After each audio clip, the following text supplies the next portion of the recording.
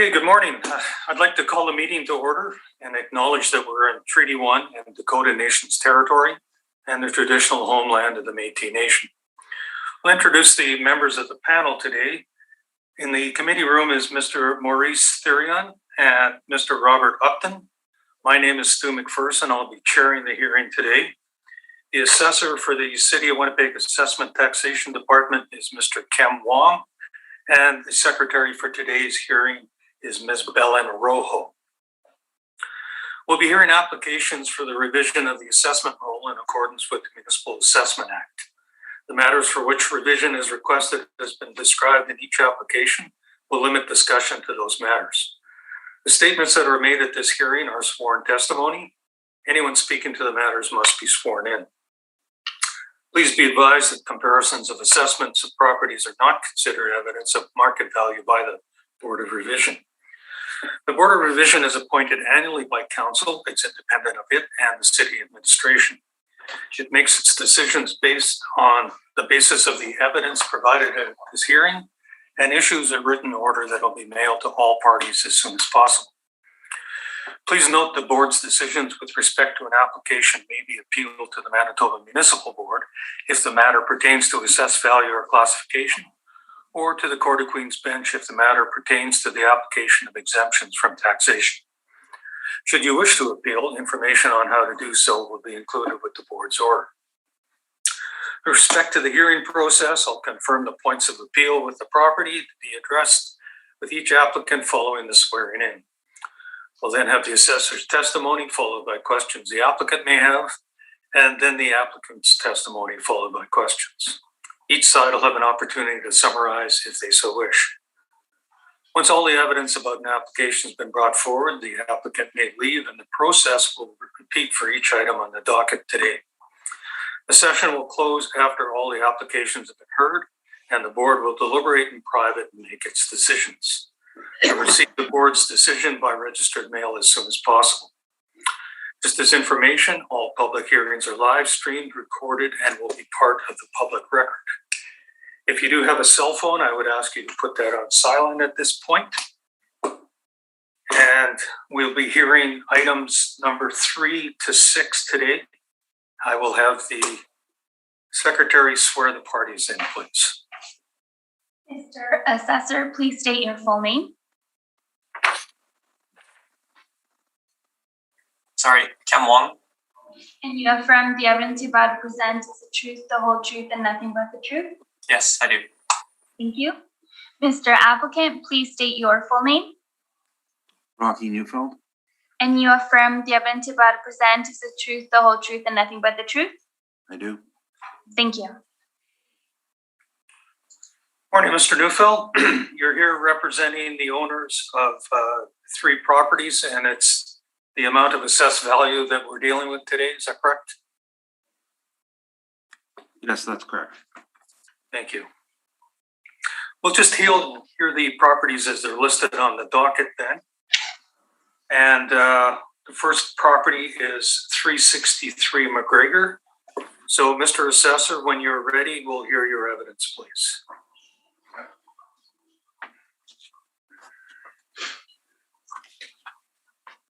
You're on mute, Mr. Assessor. Thank you. The subject property is 363 McGregor. The roll number is 141-000-19100, and it's owned by North End Wellness Center, Inc. It's a recreational multi-use facility.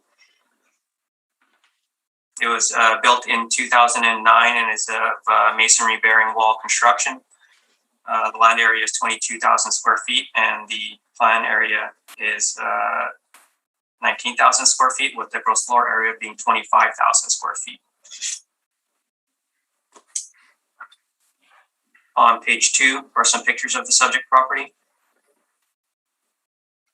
It's located on the corner of nowhere near the corner of Mountain and Arlington Street.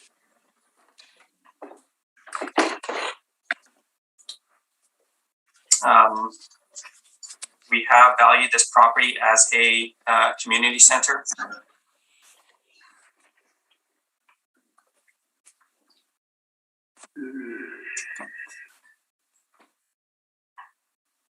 We have valued this property as a community center.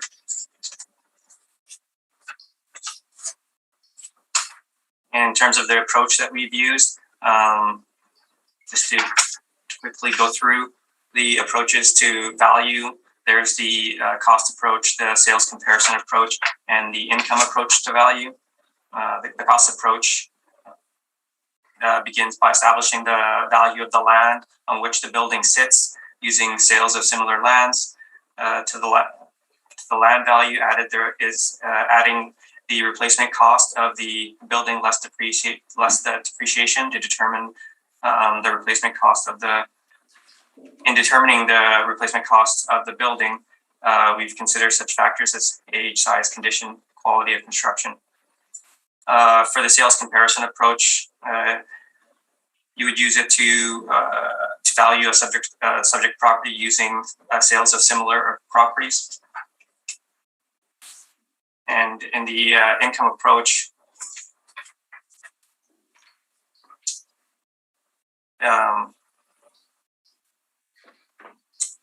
if they generate income, the income approach would likely be the best approach to establish a value for the property. The community center that we have as the subject property is a special use building. It has a gym in it. It has a skateboard park. It has a climbing wall. It has a playground. It also has a healthcare clinic. This is a special use building, and they don't frequently transact in the open market. And for this reason, the sales comparison approach we didn't use that. In the past, we have collected information. Actually, this property doesn't generate any income, so the income approach wouldn't be a very good approach to use for valuing this property. So for the valuing the subject property, we have used a cost approach.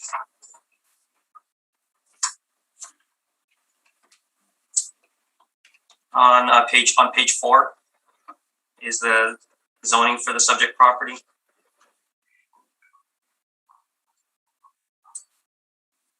It's a commercial neighborhood. This district is intended to accommodate small, compact commercial uses within or surrounded by residential areas that are attractive and compatible in scale and character with surrounding residential uses to serve the convenience needs of the surrounding neighborhood. On page 5 is our cost valuation summary. The replacement cost new using our Marshall and Swift costing system is $3,619,000 with $253,000 in depreciation. The total value less depreciation is $3,366,000. The land value is determined to be $394,000 for a total value of $3,760,000.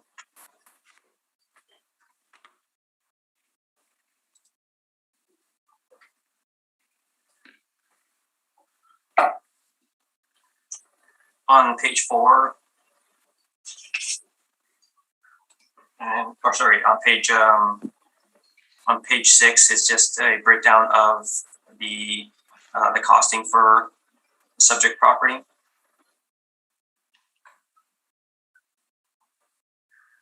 And on page 7 is a description of the buildings and a little bit more detail on the cost.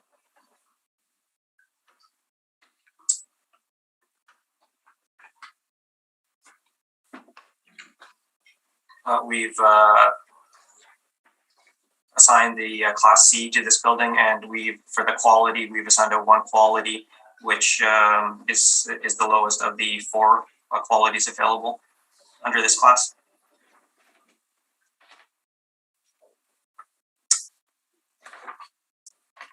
On page 8 is the information on the land valuation, where we used a rate of $17.29 a square foot.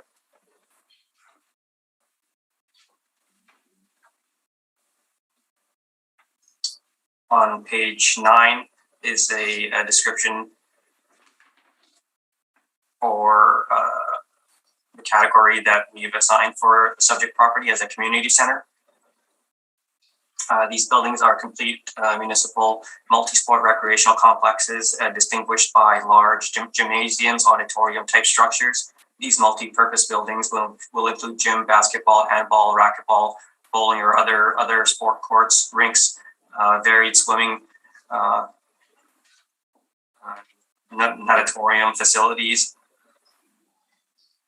So just a description of community center as per the Marshall and Swift.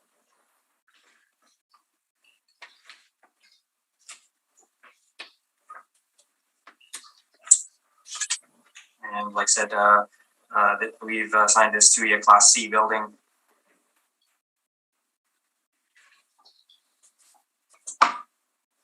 On page 10, it's just some descriptions with regards to the class of the building and the quality of the building.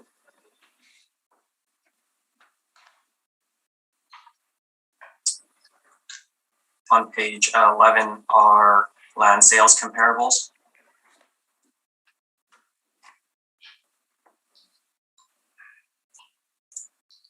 The comparables range from about $15 to $26 a square foot,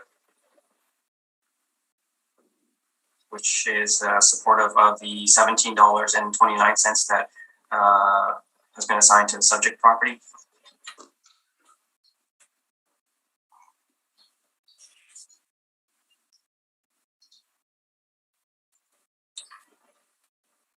On page 12 and 13 are some overview shots of the comparable land sales.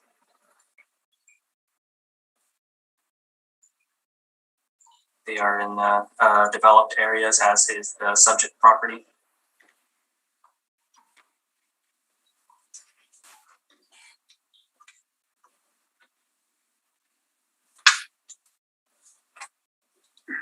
On page 15 is the permit that was taken out for the property. This property was built in 2009, and the total project value for the property is $4,629,000, which is supportive of the assessed value of $3,760,000.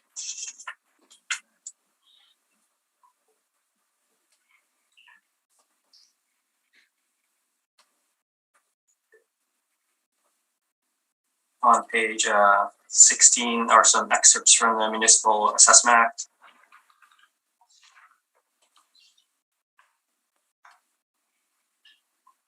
And on page 17 are the sections of the Act that, with regards to the exemption from school taxes that the subject property receives.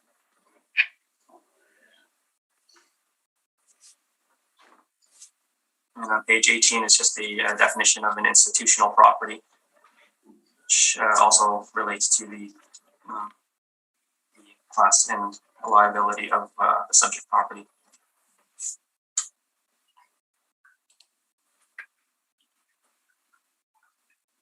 So the costing valuation that we've applied using Marshall and Swift is estimating a value of $3,760,000. The cost of construction, which is estimated to be $4,629,000. So I believe the actual cost of construction supports the assessed value of $3,706,000, and I ask that you maintain maintain the assessed value at $3,760,000. Thank you. Mr. Neufeld, questions for the assessor? Yes.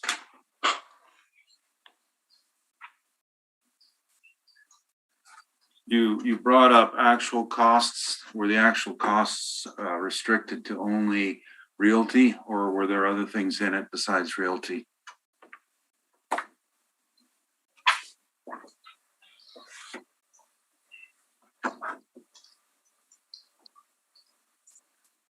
Besides realty?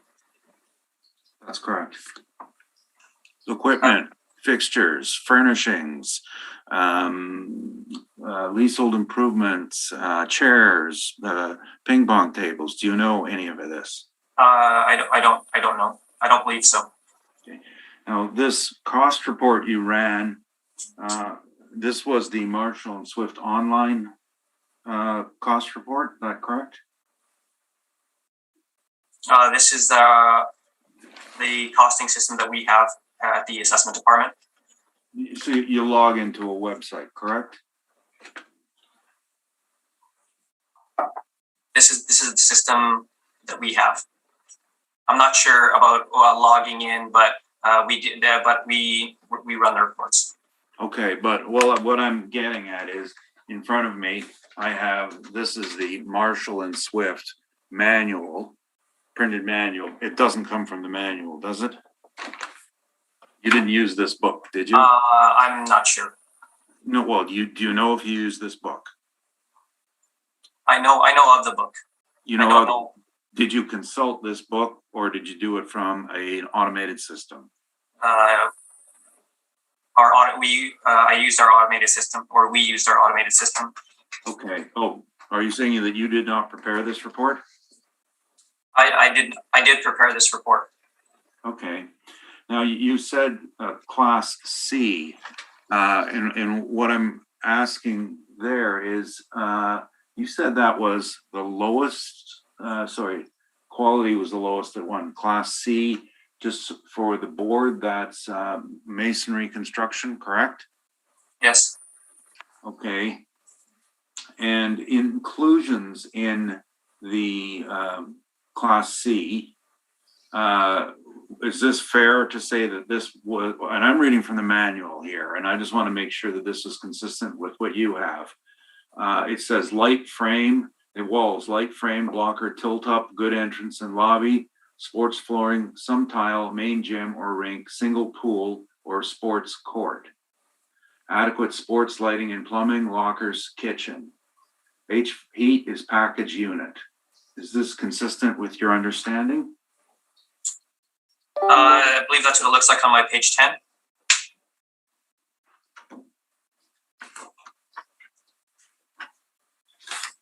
Oh, okay. That you see, because I know that the system that you use may have 6 classes of grading, and here you've got 4. Okay, so excellent. Well, I was reading the right thing. Now, why then did you add forced air unit after that?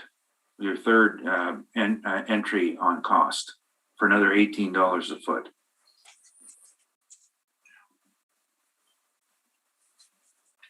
To the base cost.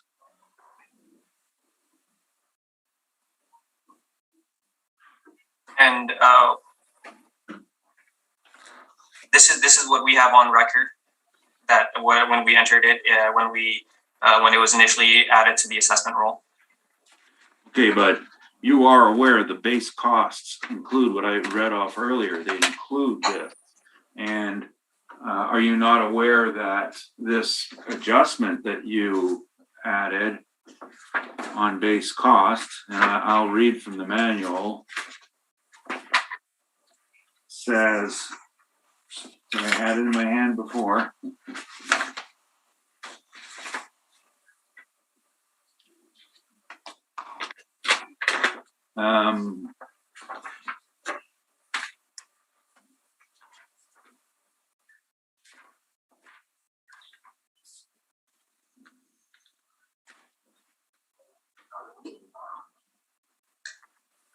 The base costs are the difference. Sorry, the additional cost is the difference between the base cost and the higher grade that was selected, and requires a deduction from value from the base cost in order to apply an additional cost.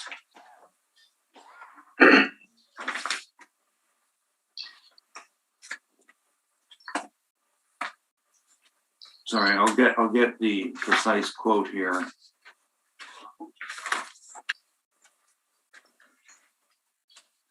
Oh, I know where I found it. I'm sorry. I mean, if you'd like to provide something that is correcting something that is incorrect, I think you can do that.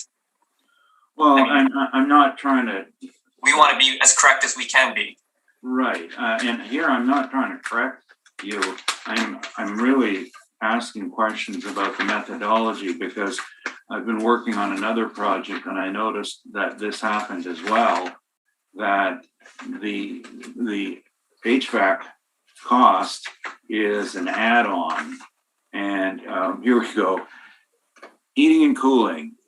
These costs are averages of total. This is, by the way, the description of your adjustment of $18.02 on the first section and $14.13 on the second. These costs are averages of total installed cost of the entire heating or cooling installation, including its prorated share of contractors' overhead, profit, and fees. If the heating found in the building being appraised is different. I'm sorry, Rocky, I can't hear you very well. Okay, sorry. You might be far away from the microphone. Let me try that. If the heating found in the building being appraised is different from that indicated in the base being used, take the difference between the costs of the two and add to or subtract from the base square foot or square meter cost. In other words, these are add-on costs, but then you have to subtract the base. And just to give you an idea, is if you found that, for example, there was a fancy heat pump in there, you would take the heat pump cost and put it in, and then you would subtract the base cost that was already in there. Now, were you aware that that is the purpose of that particular adjustment? No. Okay, and the same, incidentally, question refers to the curtain metal and curtain walls. The same issue, that the additional cost is the difference between the cost of the base wall. So again, that the curtain metal, $31 a foot, is supposed to be added in, but then you have to go back and find the difference of the two, and it's in the segregated cost pay section where you find the difference of the two, and one will say, this is what my building has, and for sake of argument, it's a masonry block wall, $25 a foot, and then I'm adding on a curtain wall at $31 a foot. So your net should be $6.76 a foot. Those aren't real numbers, but that's what I'm saying, that you're aware that that's how the manual is supposed to be used. I'm not aware of these types of adjustments, but like I said, if you are able to provide a more accurate calculation, I think that would be reasonable. Well, the problem, in all due respect, is that the automated version is generally not used in professional practice because of these errors, because you can't control it with your inputs. You have to go to the manual. So I'm straying off base here, but now on the foundation adjustment, do you know the calculation how a foundation adjustment is done? No. Okay, so I'm going to tell you that it's add 2% for each foot over 16%. I mean, I guess I don't know how the calculation is done. And if you want to present something on how a cost calculation should be done, I think you can do that. No, okay. Oh, and I understand, and you're being straight. You're being honest. You're saying you weren't aware of this. Yeah, and like I said, if you want to present information, you can do that. maybe this is for the board for me to ask you questions, and I'll make it a little briefer. Now, on the second section, you've applied a foundation adjustment of $125,000. That's at 13-foot height. Now, according to the manual, you don't apply them until you pass 16 feet. Do you think that could be an error? I'm not sure. Okay. Now, when you make a section of a building, and I'm familiar with the input, you put in your two sections. Now, what you've done here is you put in a manual perimeter. Is that correct? It appears so. Now, what did you do with the shared wall? I am not sure. Well, I mean, just Google Earth gave me a perimeter, exterior perimeter of about 650 feet. And you've got a total of about 820 feet. So is it possible that there may be some double walling happening? I'm not sure. Okay. In terms of depreciation, you applied, where was applied on the manual or on the Marshall and Swift system? Was this applied on the system? Sorry, could you repeat the question, please? Was depreciation calculated by Marshall and Swift? Yes. And did you look into the style of depreciation they apply? No. Are you aware that it has an assumption that the building has been kept in good condition and there's no functional or economic obsolescence? I'm not sure. Okay. Now, earlier you said there are no sales of these types of buildings. Isn't that a proof of economic obsolescence? No. Why? If they don't sell, they're not worth anything. They're going to sell for $1. Shouldn't you have applied economic obsolescence? Well, I don't think they spent like $4.7 million to build something for it to be worth nothing. Do you have any experience in politics and funding of public projects? No. And you're telling me that that these people are critical thinkers? I'm just saying for properties that don't trade on the market very often, if at all, they tend to be valued using the cost approach. Well, they tend to be done that way. I don't disagree that people tend to do it, but the question is are the calculations being done correctly? And that's what we're trying to explore. So the site is essentially, you're saying it's a gym with and there's some medical offices in there, correct? Yes. Okay. Any of the sales of your land, are they similar operations, similar types of uses?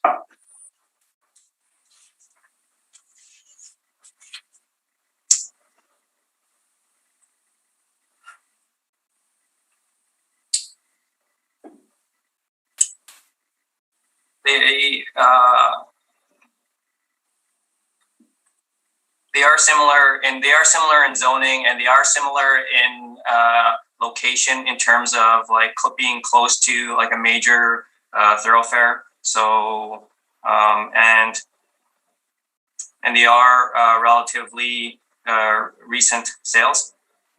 Okay, but the question was, do any of them have a similar use to the subject?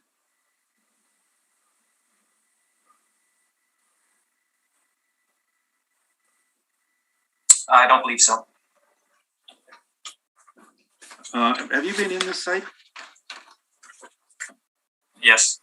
Okay. Those are my questions. Thank you. Thank you. Mr. Therian, questions for the assessor? Yeah, just one, I guess, for clarification.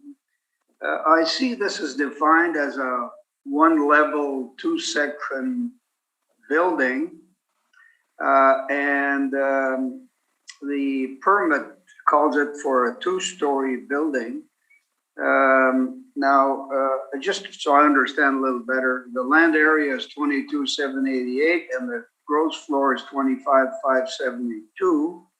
So I assume that this may include the mezzanine, but could you clarify why it's called one level and it's a two-story building on the permit, which is a request? It's obviously not your decision. Could you clarify for me, please? Yeah, like there is a skateboard park area and a climbing wall area and a gymnasium, and that's all like what they are.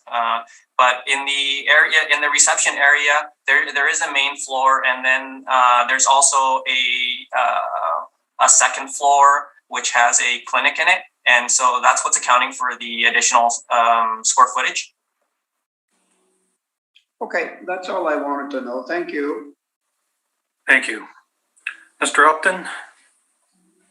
Yes, on the land value, you've given 4 comparables here. Is that you based your value on those 4 comparables?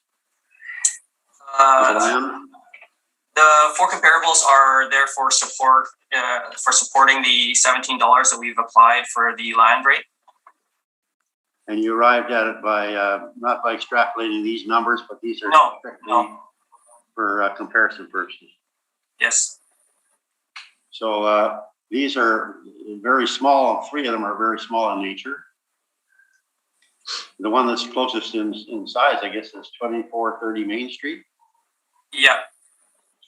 And is that a preferred location compared to the subject?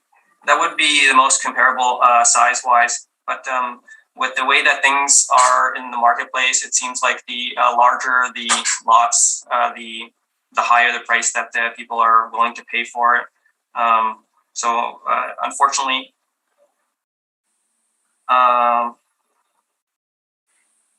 comparables, they do vary in size, but Main Street is probably the closest in size. Is that a preferred property over the location of the subject? I think so. I mean, it is a little ways away from the subject property, or a ways away from the subject property, but they are both in the north end of the city. Okay. Okay, thank you. Thank you. Would you just clarify what you said there, Mr. Assessor? Did you say that the larger the lot, the more people are willing to pay for it? Or are you talking about like a reverse economy of scale? Sometimes to a point, because with the larger lots there, you can develop big apartment buildings, but with smaller lots you can't. I see. Thank you. That's all I have. Thank you. Mr. Neufeld, when you're ready, we'll hear from you, please. Thank you. We first of all, just some background on this. Until recent changes in the healthcare system, this was operated by an outside agency. Now it falls into the responsibility of capital planning, shared health. So WHA is now called Shared Health, and the capital projects are under one. So this was never part of our original portfolio that we were doing with WRHA until just this year.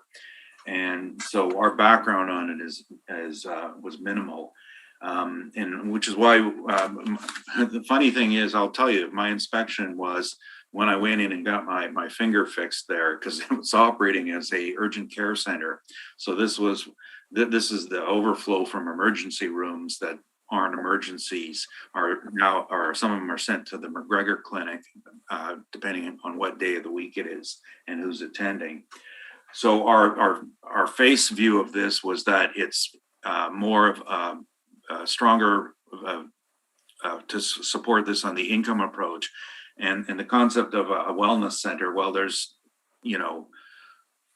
dozens, maybe hundreds of private style so-called wellness centers, ranging from gyms to training centers, treadmill rooms, massage and therapy. So this is not a rare commodity at all. The fact that it's controlled by capital planning means that, you know, they're moving into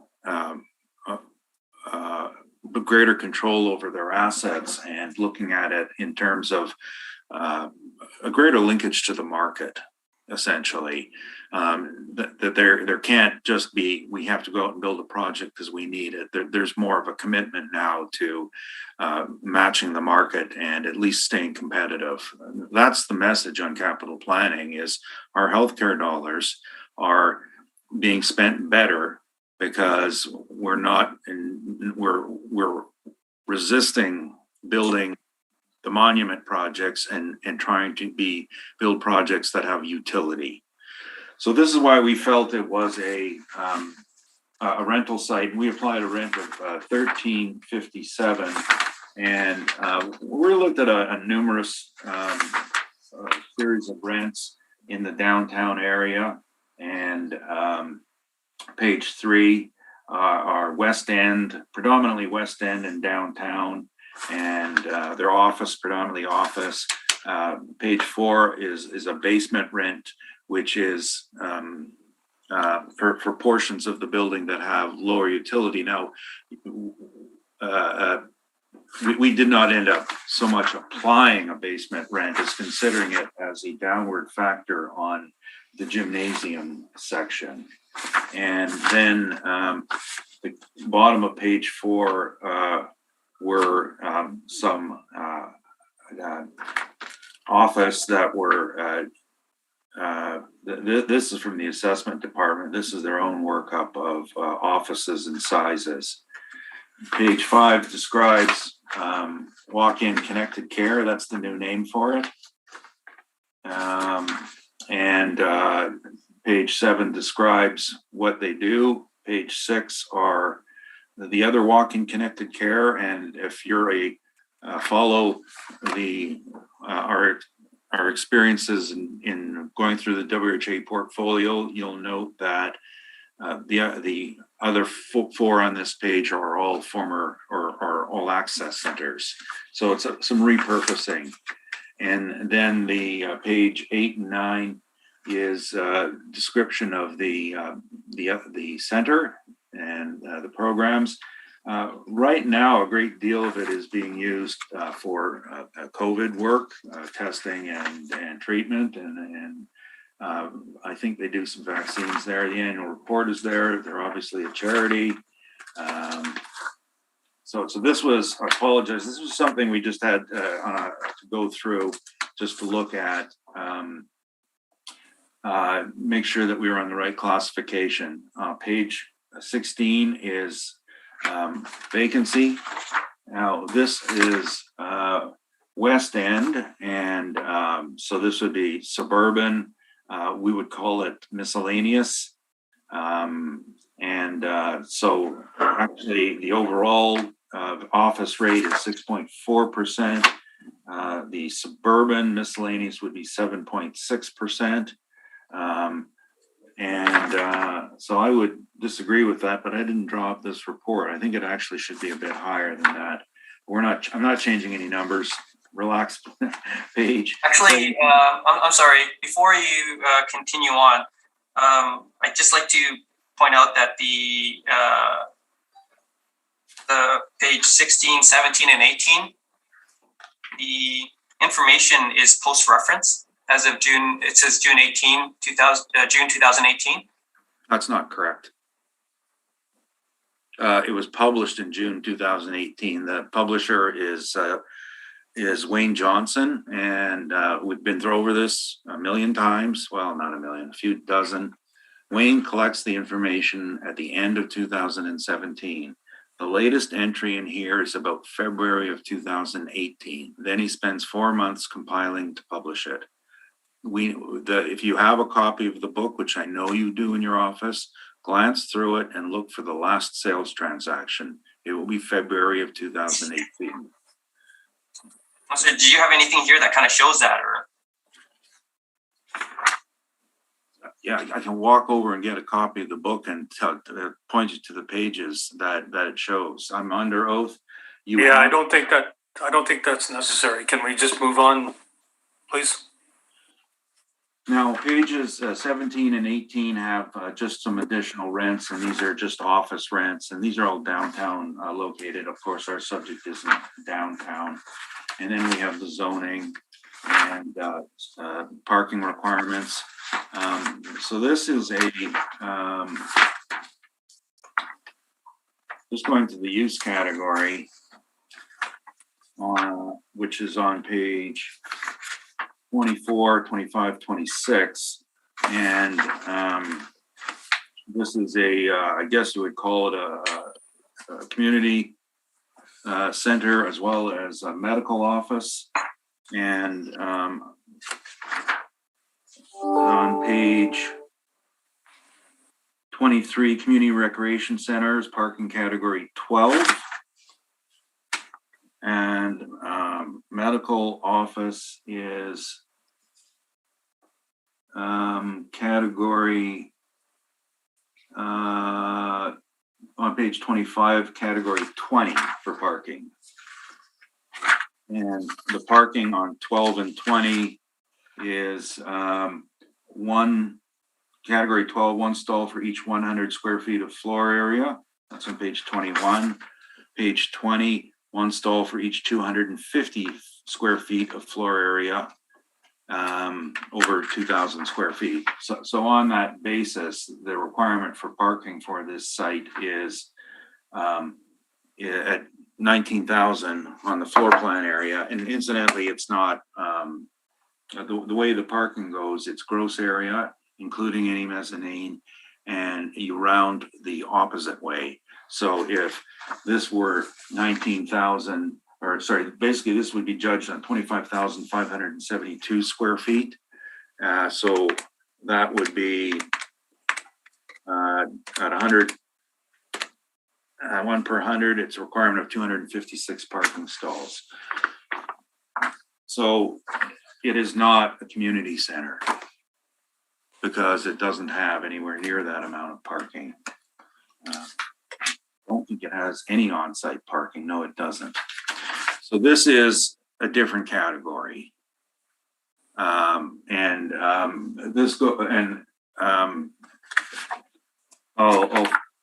We ended up capping it at 8.75, which is just for the lack of parking and being a property use that's somewhat limited. Essentially,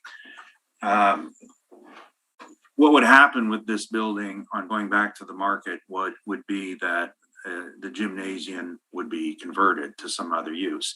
Now, as a nice clear span space, it's easier to convert it. The only difficulty, of course, are putting windows in the walls. But we have seen a couple of conversions of this sort.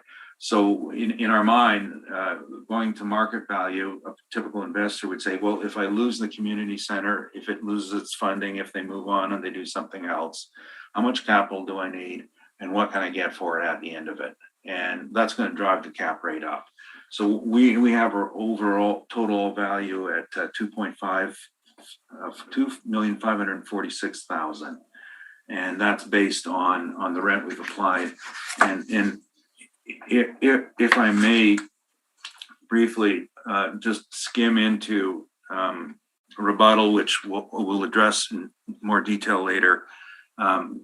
The cost approach, I've been working on a project for the last 2 weeks on a different project involving assessments and cost approach, and I've discovered these adjustments, and we've engaged some professionals, and essentially the problem is that the automated system does not work. The biggest problem with the automated system is the lack of understanding between code in Canada and code in the United States.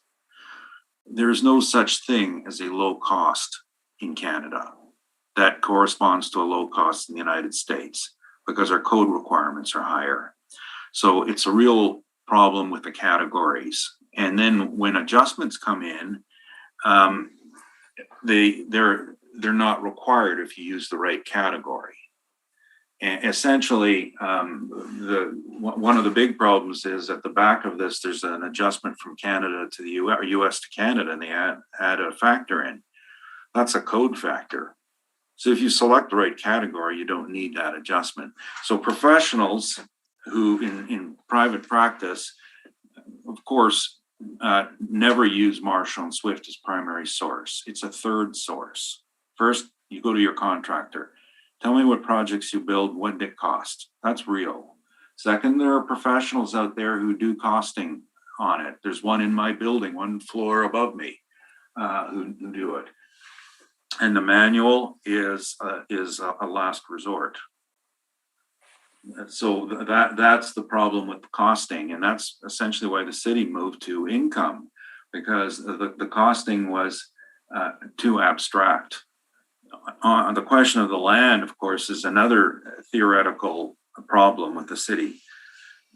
I'll repeat this in detail later. The highest and best use of the land in the cost approach must match the building. All costs, including depreciation, flow through to the land. If you have a depreciated building on top, the land is depreciated under because you can't separate them. And that's, we'll talk, I'll bring it up more later with the rebuttal I had on Cathcart. That's my presentation. Thank you. Mr. Wong, questions for the applicant? So, Mr. Neufeld, you're valuing, you are saying that this property is an office building. So you're valuing it as an office building. No, it's a multi-purpose building. We're using our own parameters of analysis and valuation.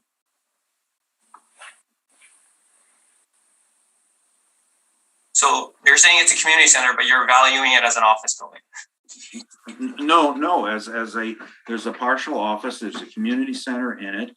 We're valuing it on the basis of what's interest would be to on the market to a user. So this is what they look at it as.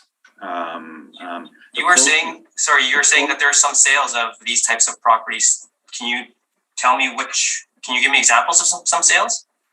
I said transactions, and there are numerous rented spaces of fitness facilities, large and small. Some are new. There's one on 912 Portage, which is not in my report, which is at, I don't know, $8 a square foot, an older one. There's a new one going up, that are in the mid 20s in Waverly West. So this type of facility it does exist, and we put it into the office category.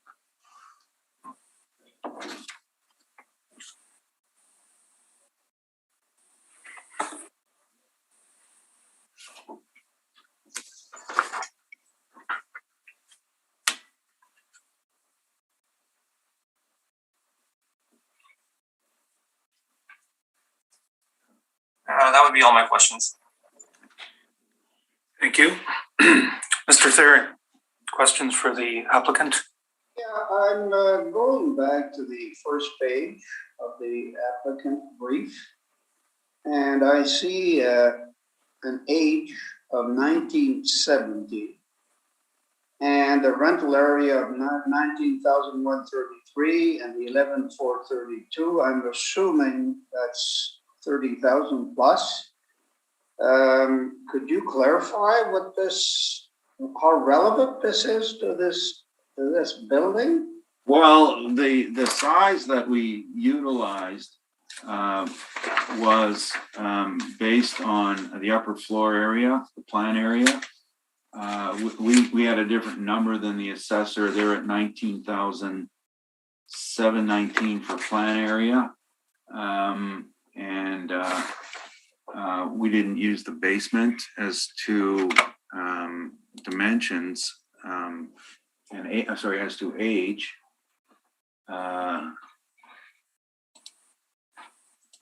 I just was, sorry, I was double checking a source here.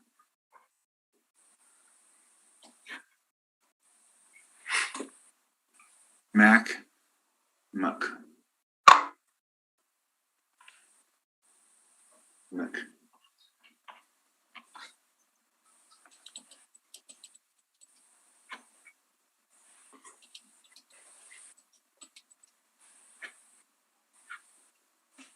Okay, 3.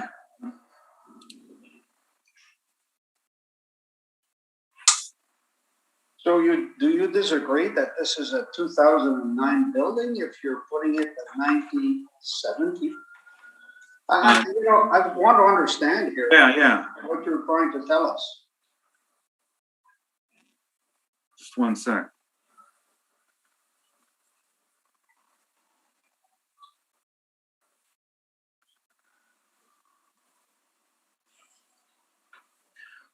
Well, I got to tell you, we have limited information on it, on the age of it, and that might not be correct. I'm reading the permit here, and I see it was built by YMCA, and they're saying a date of 2007. So I can't dispute that. We don't know enough about the property. It was a late addition for us, and I apologize. Okay. So that's incorrect then. Treated as incorrect. Yeah. Okay. Another point that I had a few, but obviously you've elected to go to the income approach, not the cost approach. Now, I know the city has used 3,760, and so would you consider the permit of 44,629 irrelevant for a building like this, because you're going to the income approach, and I'm just got a hard time to reconcile both, I guess. Yeah.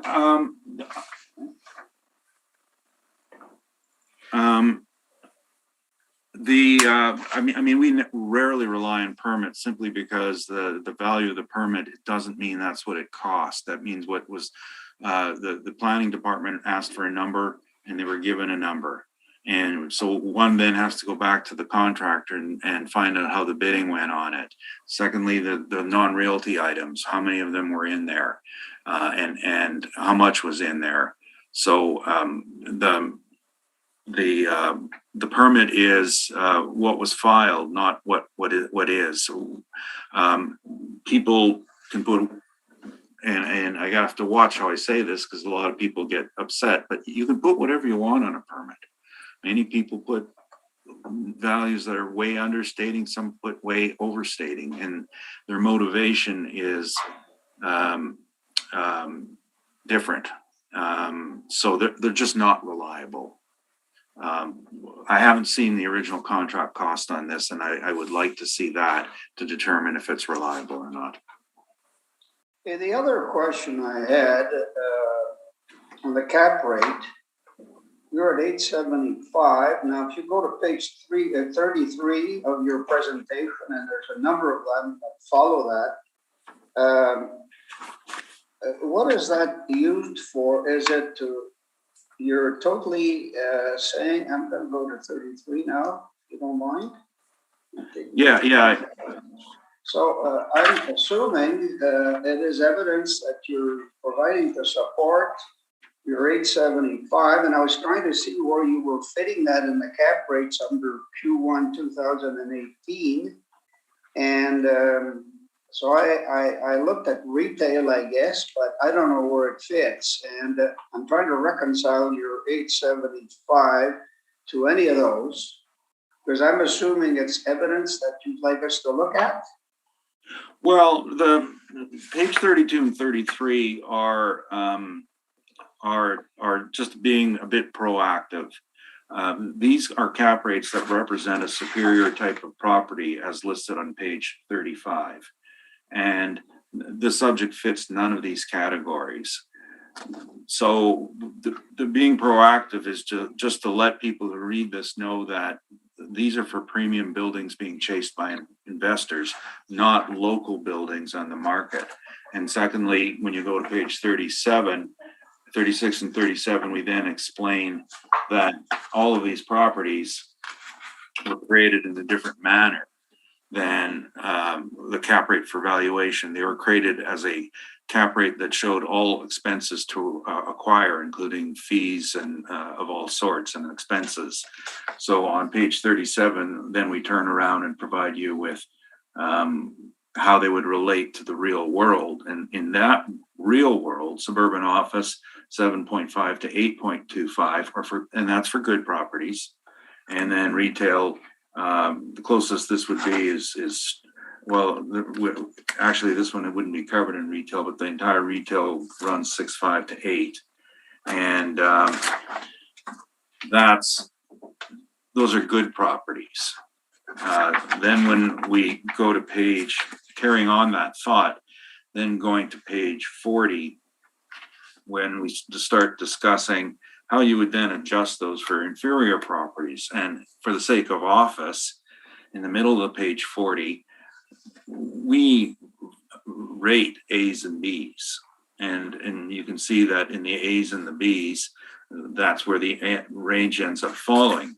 But in C, D, and miscellaneous, where this belongs, it's 1 to 4 points higher. And that's not in any report. We're just trying to put everything in perspective.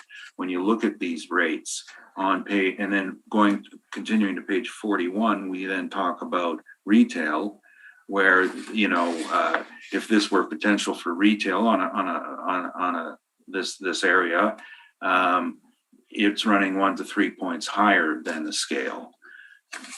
So this is a user's guide to looking at it. Then we moved on to our examples starting on page 44. And some of these examples, for example, the entire page 44 is a mixed portfolios that's sold. Give you an idea that 2/3 of the way down, 1040 Empress was occupied by a Salvation Army depot. And I thought that bore a fair amount of resemblance, and that portfolio capped at 8.6%. And the page 45 are predominantly industrial. Page 47 are mixed uses again. And these are ones that ranged from 7.93 to about 15.14. And they just show that the range of trouble in different buildings. Actually, the very, very interesting one is near the bottom of page 47, which is 180 King. This capped 10.03, the actual. If you put the city parameters on it, it was 15.14. And this is a strata title, but there's a basketball gym in it. Okay, I was just trying to get a better handle. Yeah. I have one last question here, Mr. Chairman. On your page 37, you call this adjusted prime rates. Now, what is that, and who decides that this is an adjusted prime rate? I don't know what kind of weight I put on this thing. When I look at all the different, I glanced at the other pages, obviously. I didn't have time to really look at them, but what's an adjusted prime rate? Could you try to clarify why you put that in there? Let me just find. You don't have to be lengthy in your answer. No.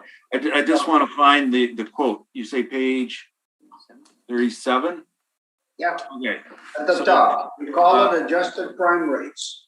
The prime rates are on page 33.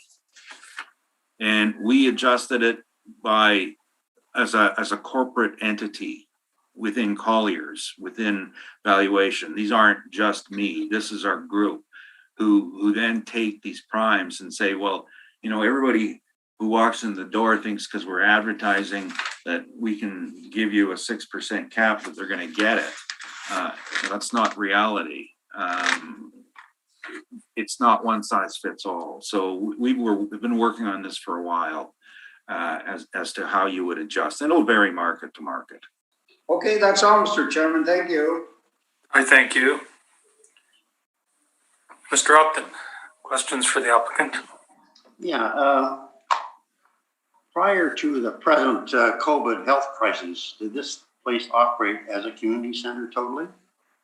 No, it was. Okay, so I told you I was there. I had my finger repaired there in Quick care clinic. 2018. It's a connected care clinic. That's a portion of it. And then another section had, I'm trying to remember. It was closed when I went in. It was a Saturday. It was another medical use. The community center was there on the other floor, and at the time, I think they were running it as a soup kitchen when I was in there, in the gymnasium part. So it's always been a mixed use building. Okay. So this building does not have a basement, does it? It's got a basement but not one that's in use. I believe sorry. No, sorry. That's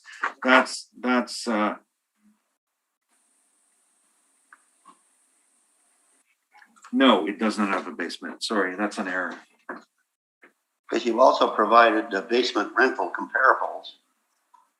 Yes, and at the time we were looking at it, we had information. Our source was not verified in terms that it was a basement. So when we were preparing this, we put in basement rentals.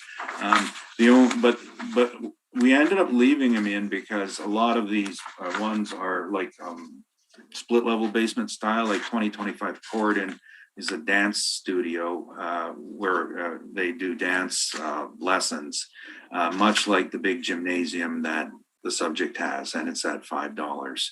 And that's a relatively new rent. Okay. 2 steps down off grade. So your rent comparables, you've taken the average, the weighted average as your figure that you're using in your calculation, 13,500. Yeah, that's correct, because most of the quick care and access centers are coming between $17 and $19 a foot, and that's what's been negotiated. And then we're looking at moving that downwards for the gymnasium portion. And I don't have the math in front of me, and I've dragged the person in my office who has the math here. So I want to put him on the spot and see if he's got that workup somewhere for you. So you have no community centers as a comparable? Using office. Well, no, we had the dance studio that was listed in there, and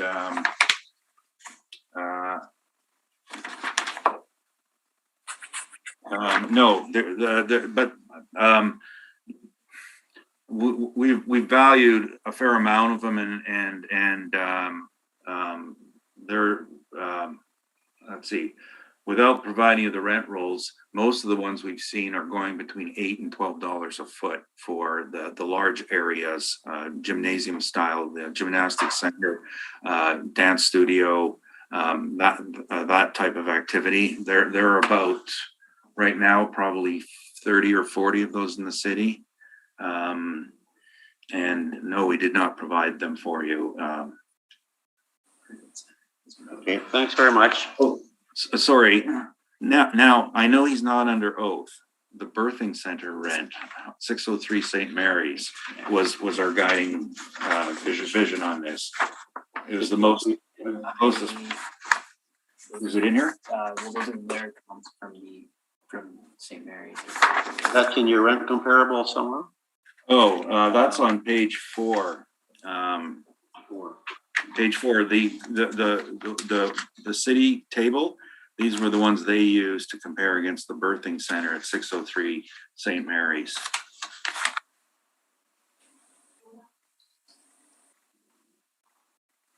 Okay, thank you. Thank you. So can you just clarify for me why you think the income approach is applicable? I'm assuming the direct sales isn't because they don't transact in the market, but you're saying the income is because parts of it can be rented as it is, and other parts can be converted to be something that can be rented. Is that correct? That's pretty much it. I mean, the sales we've seen on the market, for example, YMCA and Salvation Army have sites that that offer similar amenities, and they've been disposing of them for cents on the dollar. It's generally their model is stopped working and they're disposing of assets. However, when you look at some of their facilities on a split use basis, is finding I can rent this part out as a office or a medical facility and this part out as a gymnastics school or a dance school, then the numbers are getting in there. And this wasn't greatly explained here, but essentially I would probably be looking at this as I'm just using the assessor's numbers here for breaking down the space. 14,600 square feet at anywhere from $10 to $12 a foot, and then 5,000 square feet at $17 to $19 a square foot. And it would be roughly where we're looking at it. And we did not break that down. Again, you deserve to have a better explanation. I know that.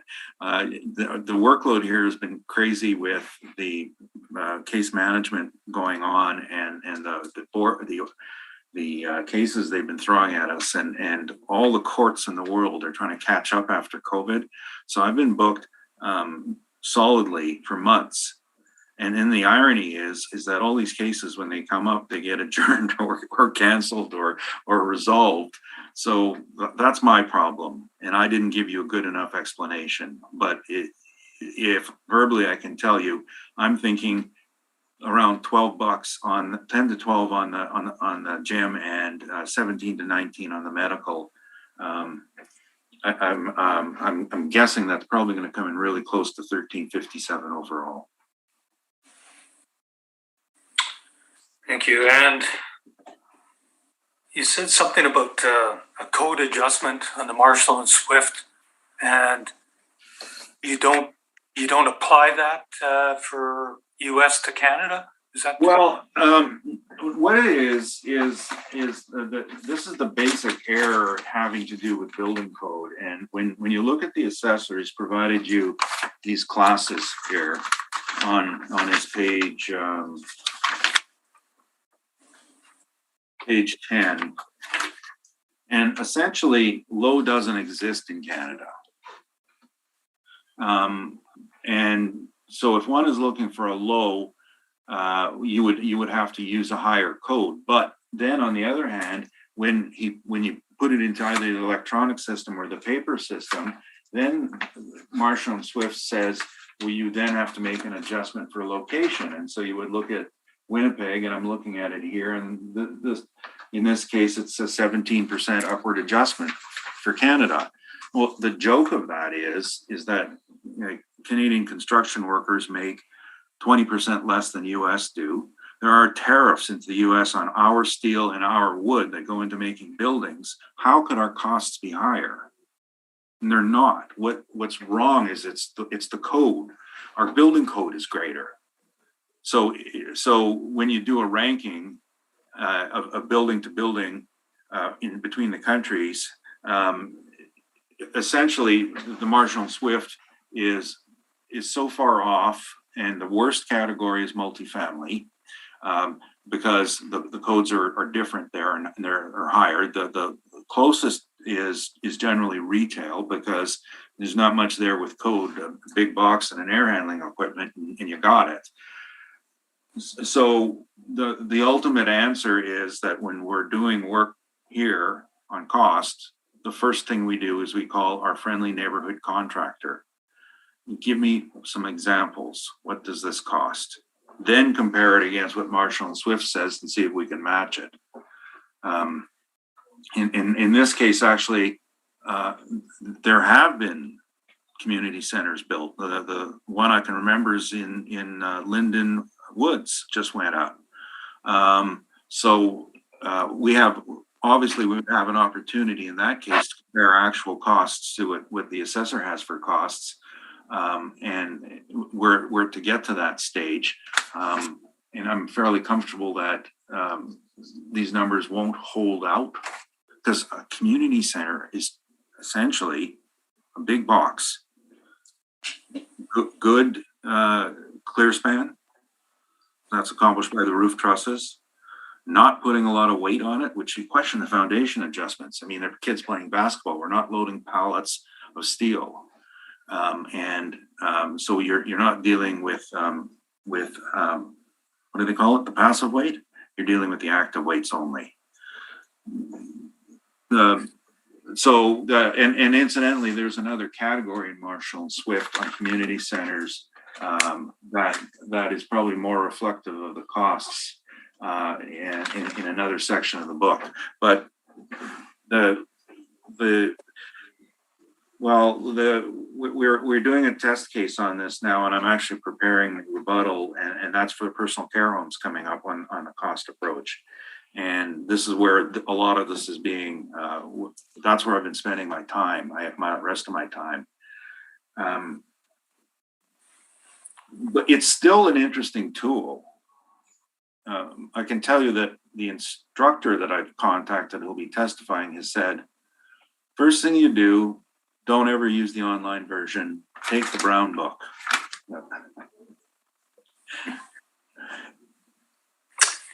Okay, and you think you stated you haven't seen the actual cost of this property?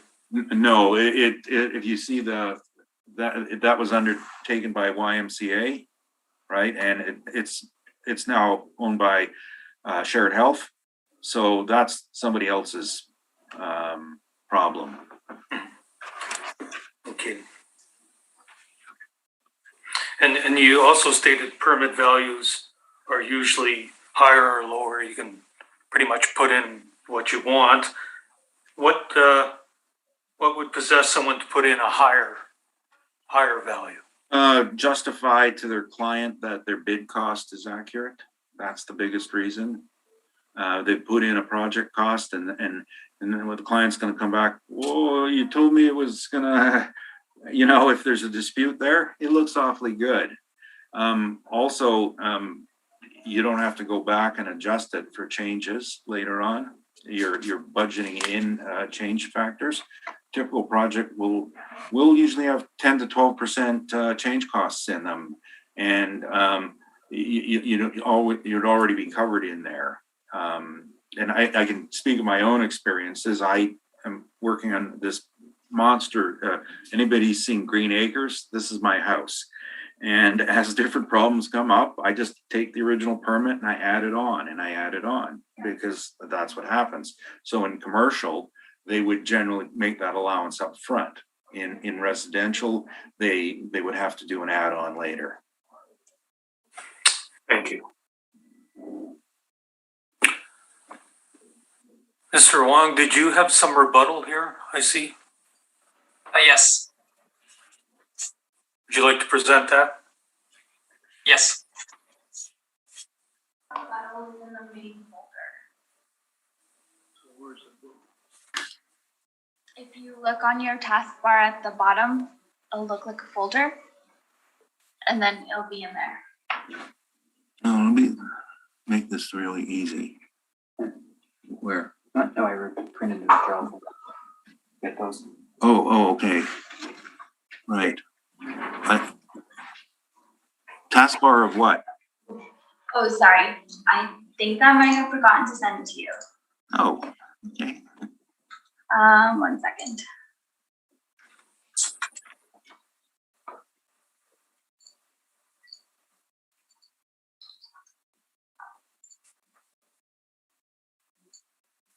Okay, I've sent it. Sorry about that.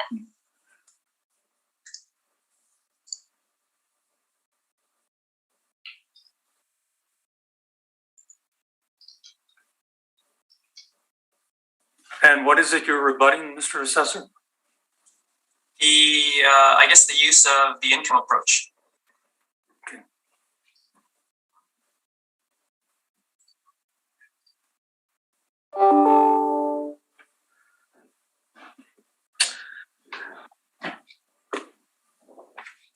Okay, there's nothing here that it would be considered new evidence, is there, Mr. Applicant? Oh, I can't. Okay, Mr. Assessor, please proceed. Yeah, sorry I didn't number the pages, but just I guess the second page is just sort of from the appraisal of real estate, second edition textbook, with regards to the income approach and how it might be applied. And I just highlighted the portion that I thought is most relevant, which would be that any property that generates income can be valued using the income approach, and just that the subject property doesn't generate any income. So it's not the best approach to use for valuing this property. And then on the next page is just the applicability of the cost approach. And the applicability of the cost approach is in any market, the value of a building can be related to its cost. The cost approach is particularly important when a lack of market activity limits the usefulness of the direct comparison approach, and when the properties to be appraised, single-family residences, are not amenable to valuation by the income approach. So the cost approach is typically used for a property such as the subject property, and I feel it's the appropriate method to use, the appropriate approach to use for valuing the subject property. And the last two pages are just pretty much some pictures of the subject property, just showing that it is indeed a community center, and typically a community center would be valued using the cost approach, which is what we've done. And that's everything. Thank you. Mr. Neufeld, questions or comments regarding the rebuttal? And you're on mute. Yes, I was just digging up the textbook that the assessor was referring to. And I can make a statement or a question, but essentially what is presented on the cost approach is the opening paragraph, not the chapter. And the chapter on the limitations of the cost approach is much longer than the paragraph to say you can use it for special use. The lack of connection to the market, of course, but you've seen the problems with doing a cost approach. It requires a different skill set. It's not an appraiser's tool, it's a contractor's tool. Requires an expert to do this, not someone who's got a program. And I'm not trying to infer anything about Chem or any of the assessors, but a log into a costing system doesn't mean you know how to use it. And the lack of depreciation, that chapter goes on to say that all three depreciations have to be considered: physical, economic, functional. Now, what is the economic obsolescence of a gym for a community center? I earlier I told you YMCA, Salvation Army, they're selling their assets because times have changed. The private ones are working, so that's called obsolescence. So that's missing a lot of chapter. And the only question I had here is, I'm just looking at this page 5. What is a state-of-the-art childcare center? I don't know when they started changing childcare. Sorry, I was trying to be funny. Just with regards to like the obsolescence, physically it's practically a brand new building, and functionally it was designed to do what it is being used for, and it was built to service the community. So and I think it's doing that. So thank you. Mr. Thurian? No questions. No questions, thank you. Thank you. Mr. Upton? No, none, thank you. I don't either, thank you. I think we've heard a bit of summation, but Mr. Assessor, did you want to briefly sum up your position, or have we heard it all? I think you've heard it all. Okay, thank you. Mr. Neufeld? I agree. Thank you. Thank you.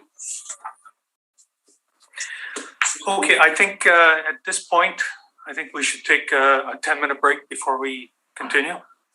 So I will call a recess of 10 minutes, please, Ms. Rojo.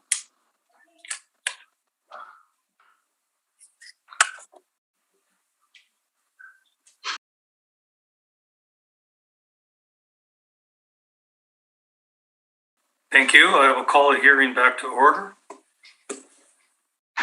The next property on the docket that we're going to hear is 1133 Kimberly. So when you're ready, Mr. Assessor, we'll hear your evidence, please. Mr. Chairperson, just two questions here. Well, one, actually, we weren't aware that this had been appealed in this cycle. This is a new ownership group who asked us to file the appeal. And it wasn't until we got the assessor's evidence we saw this. And the question I have, and I don't think this bears much, I'm curious more than anything. I noticed that Mr. Therion was on this panel. Are you allowed to hear the same one twice in the same reference here? Just curious. I'm not looking for a ruling. You're asking me? I'm curious. I'm not looking for a ruling. We're going to ask this. I wasn't even aware of that at all. Yeah. I haven't even looked at it. So when I come here with an open mind. No, I just was I'll know wondering ahead of time. if there was something in the rules or not. And it doesn't matter at all because we will ask for it to be confirmed. I wasn't aware that it had been appealed in the past. And I'll be interested in looking at it because I haven't. Okay, thanks for bringing it up. I just wasn't aware. yeah, no, please, if we could get that 54-1, if the assessor's okay with that. Yes, well, Mr. Assessor, would you briefly read in the identification and the valuation of the property, please? Yeah, the subject property is 1133 Kimberly Avenue. The roll number is 020-625-53000. We have it assessed at $2,120,000. But if you look on my page 3, our valuation indicates a value of $2,200,000, and that's because this property was heard in 2020, and the Board of Revision reduced the value from $2,200,000 to $2,120,000. Thank you. So you're asking for that value to be maintained? Yes. Is that correct? Thank you. Mr. Neufeld, you stated that you're in agreement with the value? From what I've seen, I don't really think I want to pursue this matter anymore, but I did get instructions on it. So I want to double back to the owner and clarify that with him. So perhaps it'd be better to confirm it right now. Thank you. So no further questions. Mr. Therion, any questions? Oh, thank you. Mr. Upton? No questions, thank you. Okay, and I have nothing. Thank you.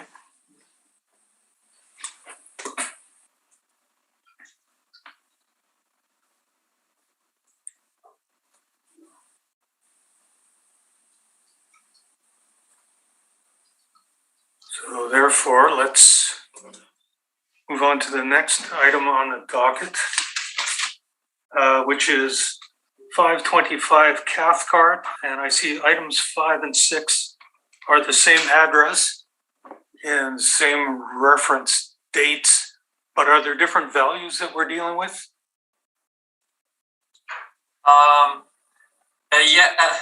Yes, in the sense that an error was made previously with regards to when we were issuing the adjustments for 2020 and 2022. They should have been the same values, but 2022 was a different value than 2020, but they should have been the same. So I actually sent a revised, a corrected version of the 2022 cover sheet. Okay. And did we have that, Ms. Bellin? Right now. Thank you.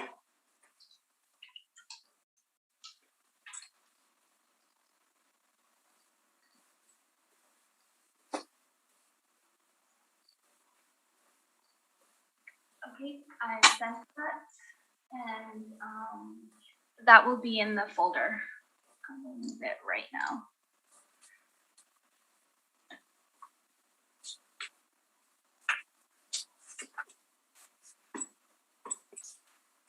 And it should be in there now. The assessor's revised brief for our last property is in the folder. Thank you. Where do I find it? Yeah, the only difference should be the cover sheet. The first page one. If you go down in the folder, Whereabouts? the taskbar, the folder, Oh, here. one over. Oh, one over. So is that 6,544,000 that you're, I'm just trying to, Yeah, and item 6, the last one there. Mr. Yeah, this- Chairman, yeah, The last. Yeah, the Oh, the 6,544,000 is what was okay, I see that now. on Thank the you. assessment roll, but it should have matched 2020, which is 6,275,000. Yeah, I see that now, thank you.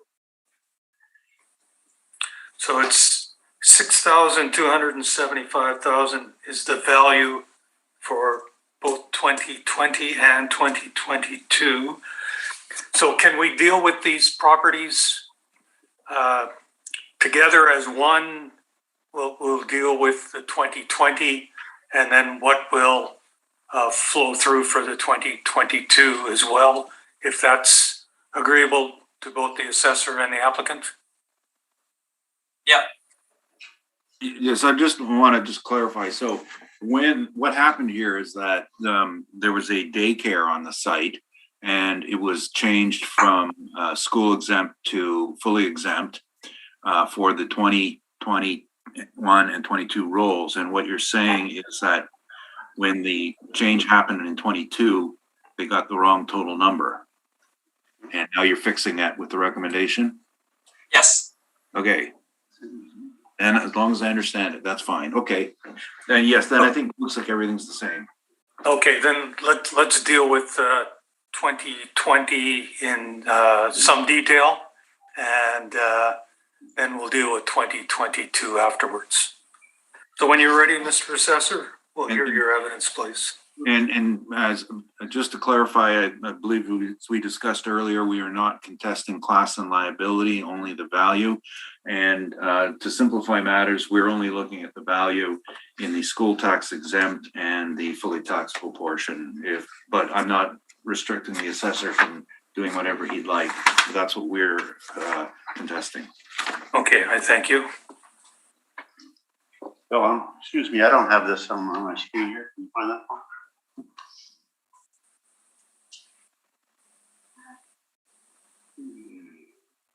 So this is the document, you just close it. And your document is down. The blue one. There you go. And that is the Good, thank you. Okay, got it. Thank you, Stuart. Good, thank you. Okay, Mr. Assessor, when you're ready, we'll hear from you, please.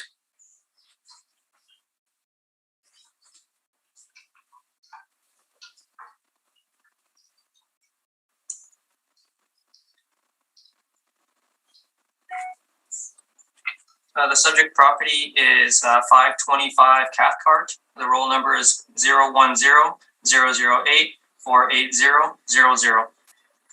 This is a residential apartment building that's one story high.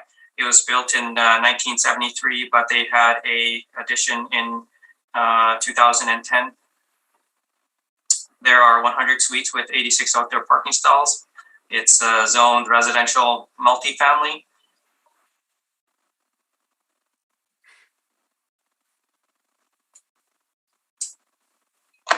The land area is about 216,000 square feet, with the planned area about 69,000 square feet.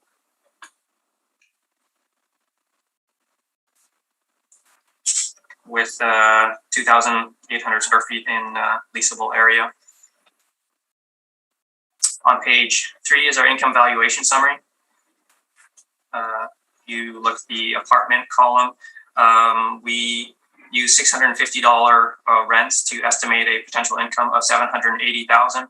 We use the 2.4% vacancy to estimate the effective gross income to be $762,000, and we use a 56% expense ratio to get a net operating income of $328,000. Capped at 5.3%, we have an estimated market value of $6,203,000.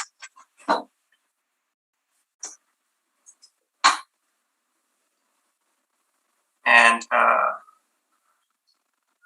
the adjustment you see is just the this property is only exempt school tax exempt up to 2 acres, and it's larger than 2 acres, and so the adjustment is actually for. So we've separated the 2 acres of land that is taxable, and we've put it into the column on the left, which is we've assigned a value of $1,569,000 for the taxable portion of the land, and so we subtracted that from the apartment portion of it, and in this particular case, it says we subtracted $1,652,000 to get a final value of $4,282,000, but that math doesn't quite add up, and it doesn't add up because the person that made these adjustments, they balanced it to the value prior to the adjustments being made. Like I said, the value prior to the adjustment being made was $6,275,000, and that's what we're at right now. The only difference is that there's an exempt portion removed from that $6,275,000.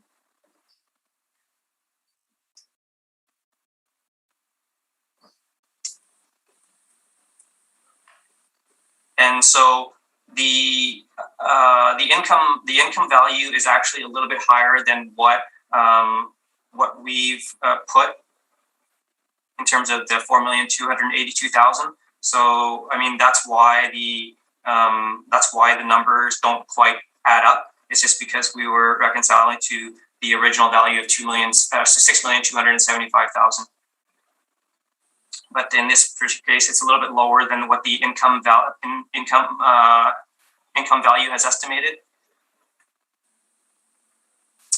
And the column on the right is the daycare, the income stream from the daycare, which is estimated to be $424,000.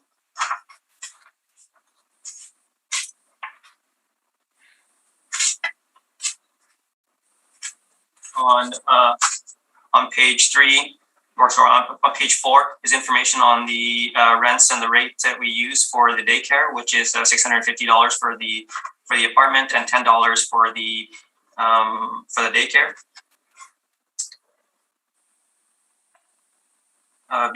Because this property is a 55 plus, and it's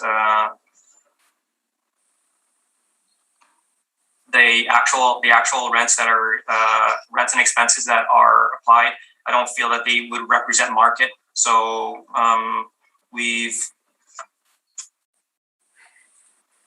when you look at the market rents that I have on page 5, the market rent support the $650 that we use. It's actually the market rents for these types of things are a little bit higher, but we've reflected this as a below average apartment building by applying lower rents. On the bottom are some expense comparables, which show that the expenses for a similar type building might range from about 44% to 54%, and the expense rate that we've applied on page 3 is 56 or 57%. So we're definitely on the high end of the range in terms of a market expense ratio. On page 6 are some commercial rent comparables showing that the rents we've used for the subject property are in line with what's on the market or support support the model. On page 7 is our land valuation and the land splits. So the most relevant portion is the 40T, which is 1,569,000 with the rate being $12.79. The other land values are rolled into the apartment and the commercial income streams. At the bottom of page 7 are some our land sales that range from $13 to about $15, and which supports the $12.79 that we've applied for the subject property.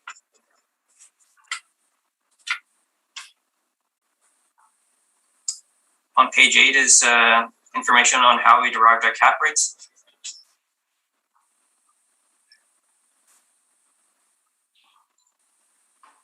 On page 9 are some cap rate sales.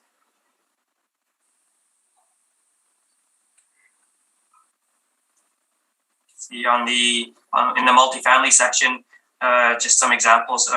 They range from 4% to about 6.09%, and the value per suite is about 70,000 to 174,000.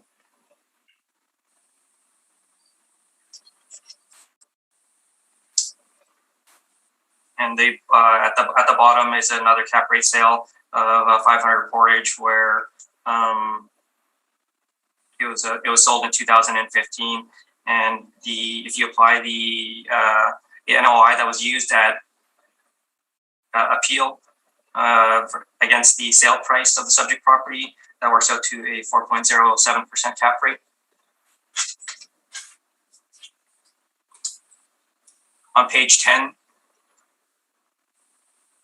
are some historical cap rates from Altus Group, which you can see that the cap rate for Altus has changed from 2008 to of 6.5% in 2008 to about 4.5% in 2017.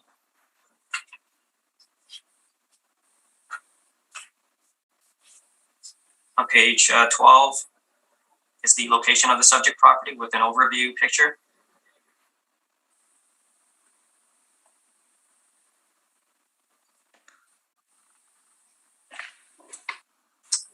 On page 13 is just some information on the subject property,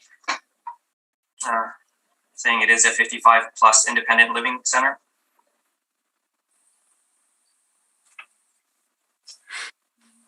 On page 14 is the income and expenses submitted by the property owner. You can see that their income includes donations and grants.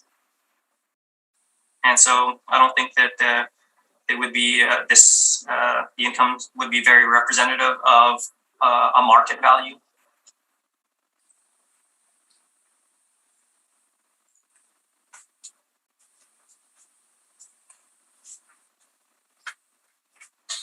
On page 16 are some market rents from Cmhc. If you look at zone 12 for the Assiniboine Park region, which is what the subject property is in, market bachelors go for about $755, which is supportive of the $650 that the model has applied.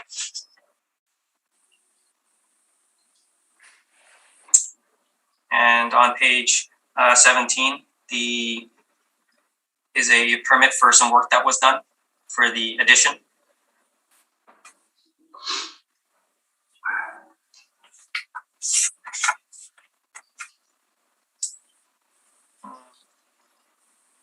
if you go back to page 12, I believe the addition is just the middle portion of the picture on page 12.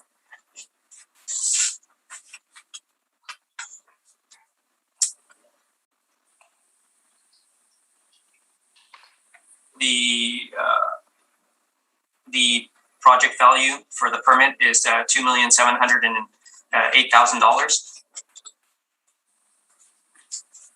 On page 18 and 19 are sections of the Municipal Assessment Act as relevant to the school tax exemption and the daycare exemption that has been applied to this property.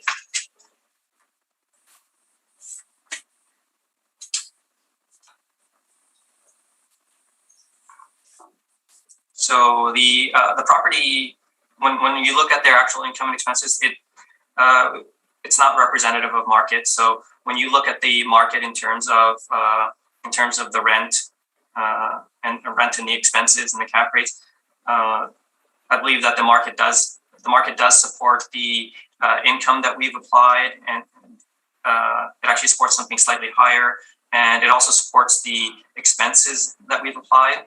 The market also supports the cap rate and the land rate and the commercial rates that we've applied. So the market information supports the value that we have, and I ask that you maintain the assessed value at $6,275,000.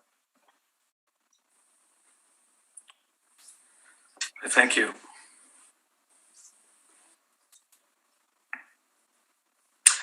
Mr. Neufeld, questions for the assessor? Yes. Firstly, the school exemption you've stated on page 18 under section 23(1) of the Act. Yeah. Now, is it was you've got 23(1)A, and I wasn't sure if it wasn't 23(1)A or 23(1)B. I believe it's 23(1)A. Okay, and that's home for the aged and infirm where funding is provided. It's not be used by nonprofit organization, charitable organization as an elderly person's housing unit or hostel. Maybe that is.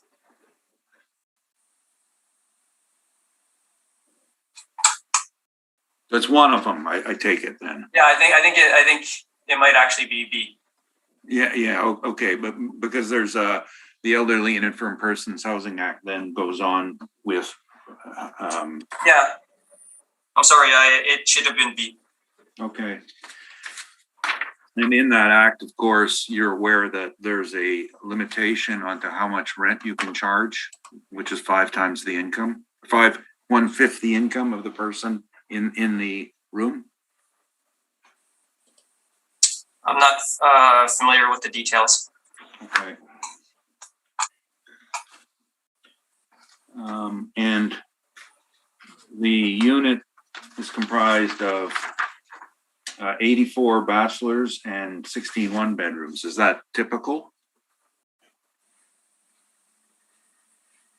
I wouldn't say it's typical, but I have seen apartments that are comprised mostly of bachelors. Okay, but the entire complex, virtually all bachelor units, is that? It's 84 bachelors and 16 one-bedrooms. Yeah. Well, let's say, for example, any of the comparables you brought forward, do any of them have that same style of composition?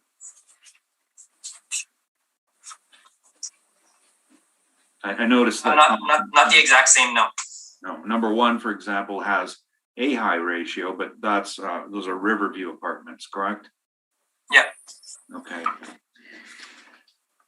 And they're not typical, and so there aren't that many comparables. But that's why I added the CMHC comparables on my page.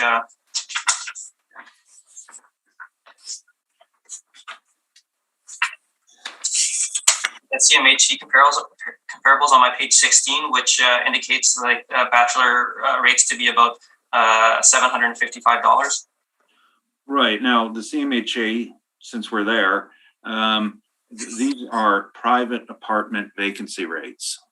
So are you saying that they would include seniors living, public, nonprofit, public, seniors living?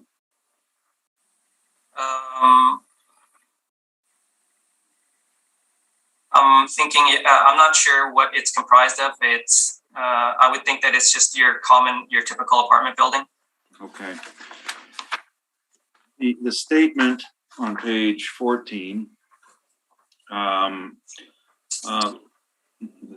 page shows the income from the unit. Now, line 117, grant, that would then be the amount of government assistance that they get.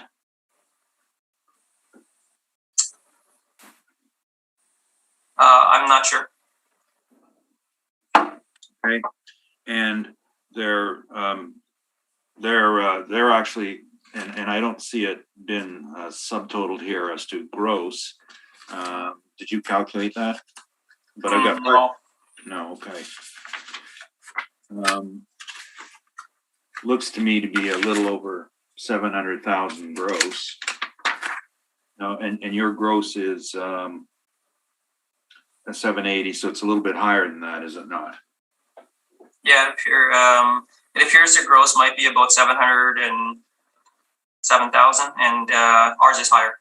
Yeah, 707 versus, that's what I had, 707 versus 780. A fairly significant difference in the costs, though. The expense ratio and their NOI for this year, 79,328, and you're at 328,000. So at any point during this, did you look at his statements or their history of statements to see if anything stood out as being unusual? Yeah, their expense ratio is really high as compared to a normal apartment building.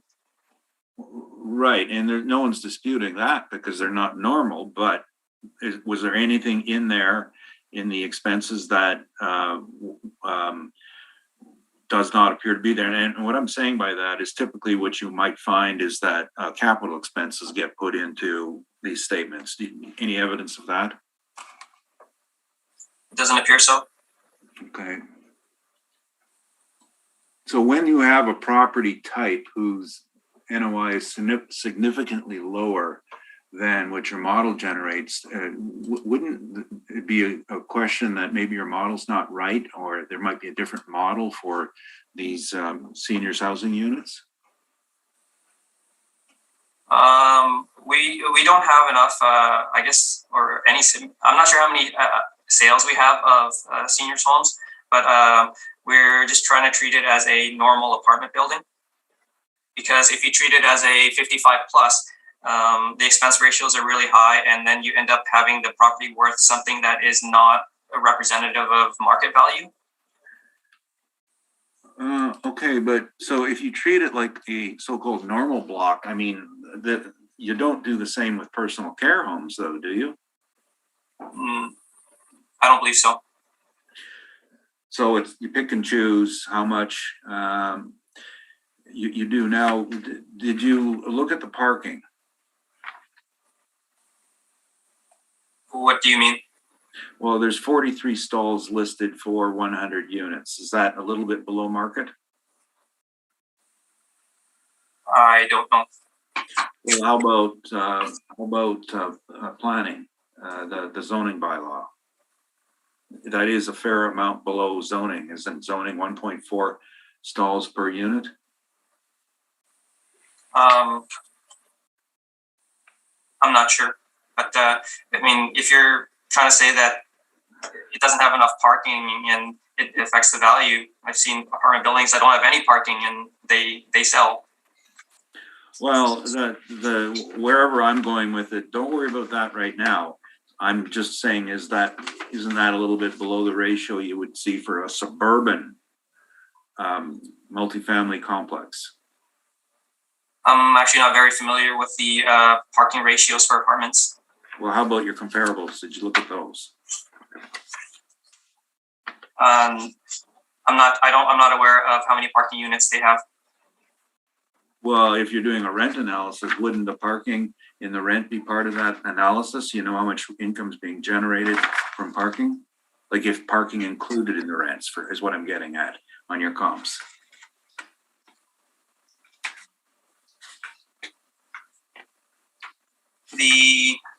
I would say that the rents are the parking is typically not included. I'm just trying to see if your comparables are been calculated the same way as the subject. You don't know is the answer? I don't know. Okay. I could live with that.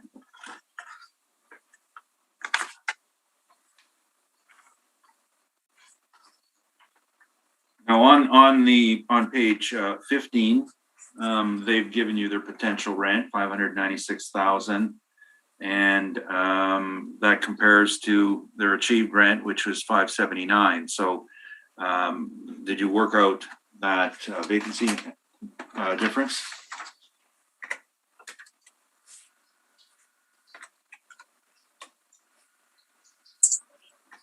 Appears to be about 15,000, 16,000. Well, they actually state that on page 14, 17,007. So that's 2.85%, and you're at 2.4%. So there's a bit of a difference between this style and your market, is there not?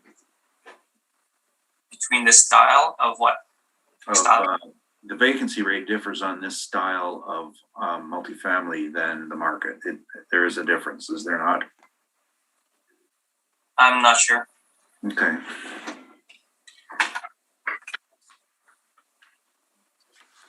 The land, just to clarify, I think I figured this out. So I was trying to listen to what you were saying, but essentially there's 216,000 square feet of land, taken off 93,000 of it by one way or another, and you're left with 122,000, which is the amount that's over the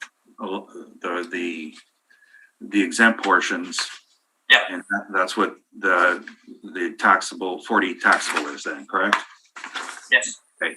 Now, in working out the daycare, I'm on page 7, which is and that's line 3, 6,500 square feet of parking or land, I should say, and then I note that on page 4 you've got 2,800 square foot is the size of the daycare.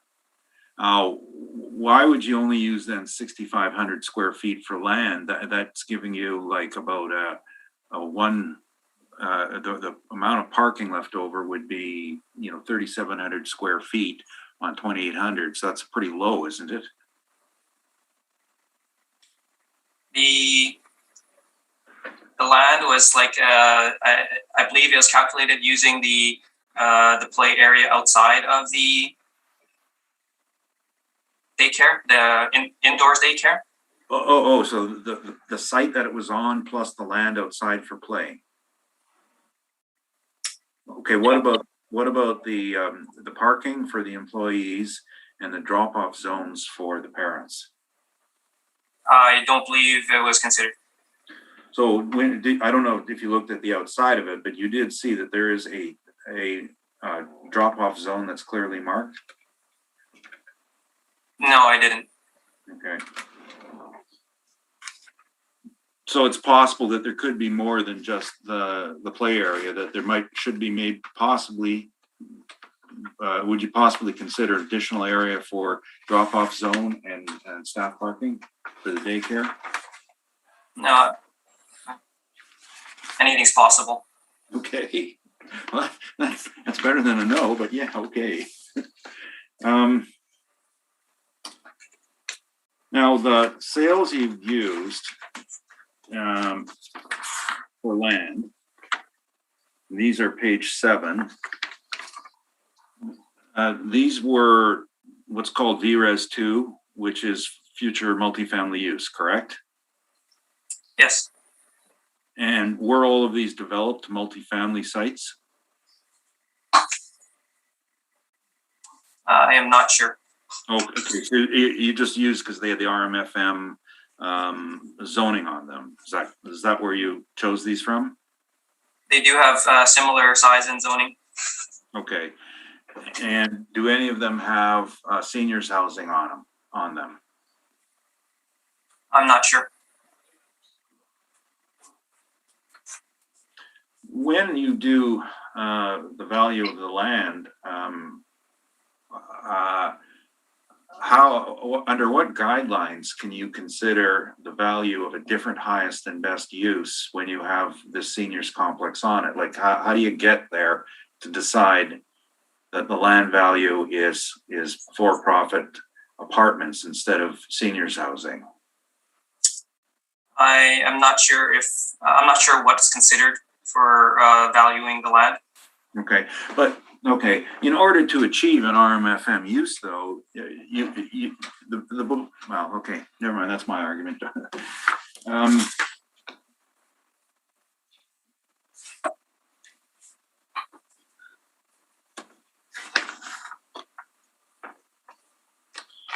What just more of a curiosity question. If you don't know the answer to that, it's fine. But you know, we heard earlier today about a community center, which was done in the cost approach. We know personal care homes are done in a cost approach. Now, why would the distinction be that seniors housing be done on income? How do we cross over to there? Is there like a guideline you have for that? Do you know how that happens? I believe, I'm not totally sure, but I believe it's because in most, if you looked at it, it could very well resemble an apartment building. Well, but yeah, but so could a personal care home, could it not?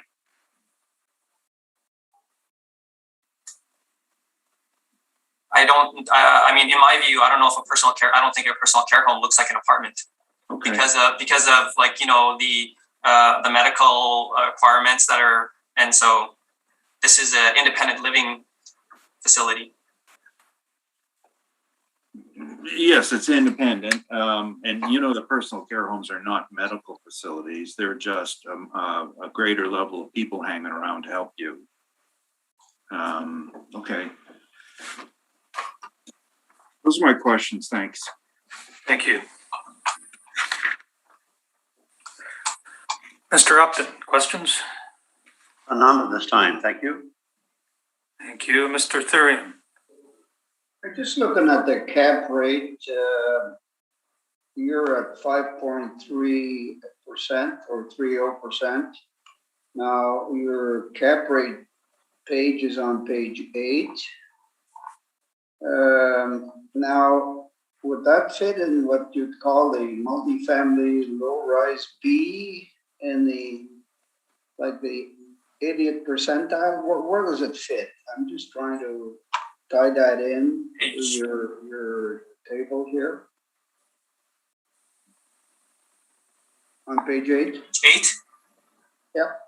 Well, you're at 5.3 on your workup, and I'm trying to see what you've used on the cap rate charge on page 8 to substantiate that. I know you had evidence on the page 9 as well, but I'm looking at it right now. I'm sorry, my speaker is not very good on my computer. Okay. The cap rate on page 8. Yeah. Multifamily low-rise B, I'm assuming. Yep. And I see that what I'm looking at is between 490 and 530, and you used 530. Yep. Is that what you're basing your cap rate on? Yes. It's this particular property falls in the 80th percentile, so it's basically it's very similar to the cap rate that's on the higher end of the normal apartment building. Okay. Now, what page is the permit on? I was looking at was 2,708,000, but Page 17. 17? Okay. Give me a sec so I can go to it.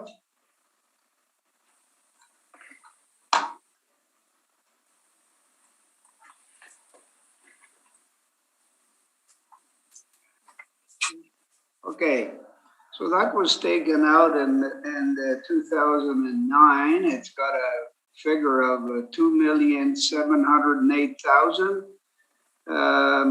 Now, I'm looking at the description here. Can you elaborate on what that was about? Because I'm trying to get a handle on what was done here, and I haven't really looked at it, but I thought maybe you could try to clarify that. Yeah, it's if you look on my page 12. Well, okay. Okay, what's on your page 12? I gotta go back. Yeah, if you look on my page 12, you can see that there's a middle section.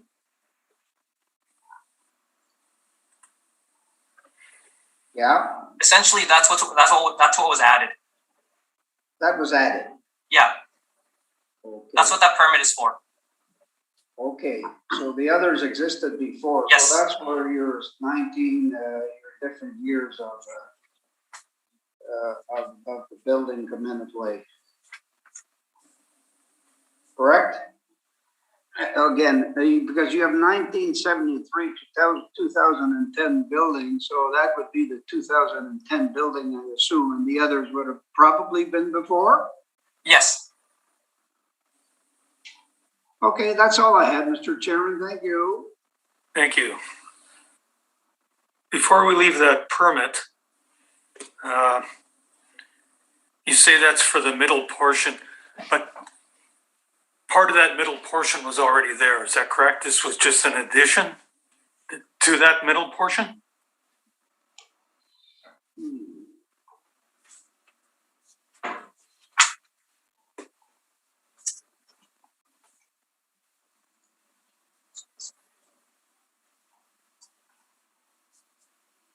I'm making that assumption based mostly on the walkways that attach the facilities. I'm not happen to- 100% sure. I actually I believe it's just the middle portion that where the roof is a different color. Right. I believe they- I believe that whole area is new. Or just a new roof, perhaps, on the entire thing. Okay, we'll leave it at that. You're not sure. I'm not sure. And also the total project value was 2,708,000, but the declared construction value is only 812,400. Do you know what that's all about? I do not know the details. Okay, thank you. And just this additional land, you're able to determine what portion was attributable to the apartments? Yes. Or you were able to do that? Like on a land to building ratio, or how did you come up with the portion that was excess? If you look on my page 7. Right.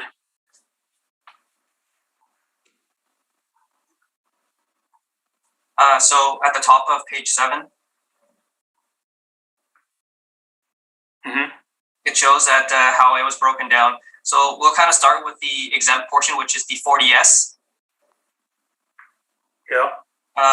So that's the exempt for it being school tax exempt. It's eligible to be school tax exempt up to 2 acres, and 2 acres is about the 87,000 square feet. Right.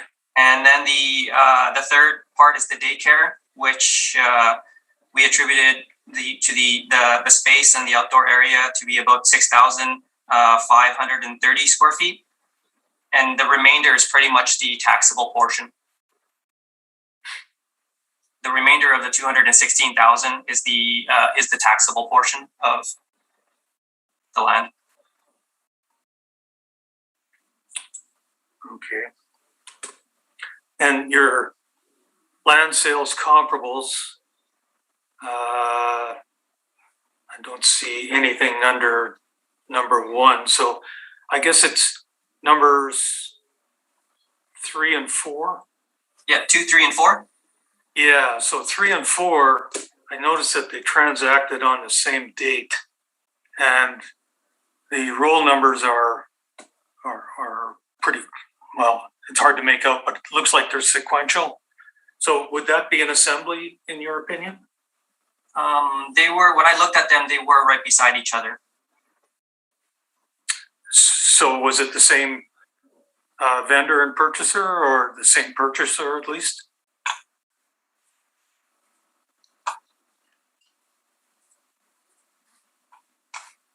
If you don't mind holding off for 1 second, I can check. I don't know. Okay, I think I'll wait till Mr. Neufeld returns. Okay, well, maybe when Mr. Neufeld is preparing, I can take a look. Okay. Yeah, I'm just saying Mr. Neufeld has left the meeting. Oh. Okay, he's back now, so yeah.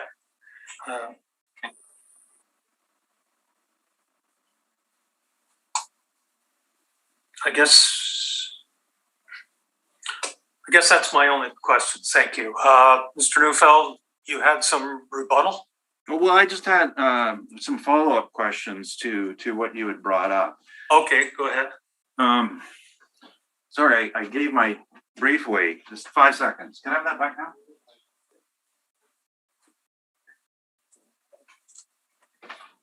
Being in the office is great for some things, but distracting for others.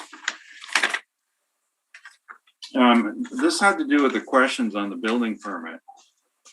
And building permit, page 17, we have existing area, 73,697, new area, 27,722, total area, 101,419. That's the permit. On your page 1, you've got 69,142. Do you know the difference?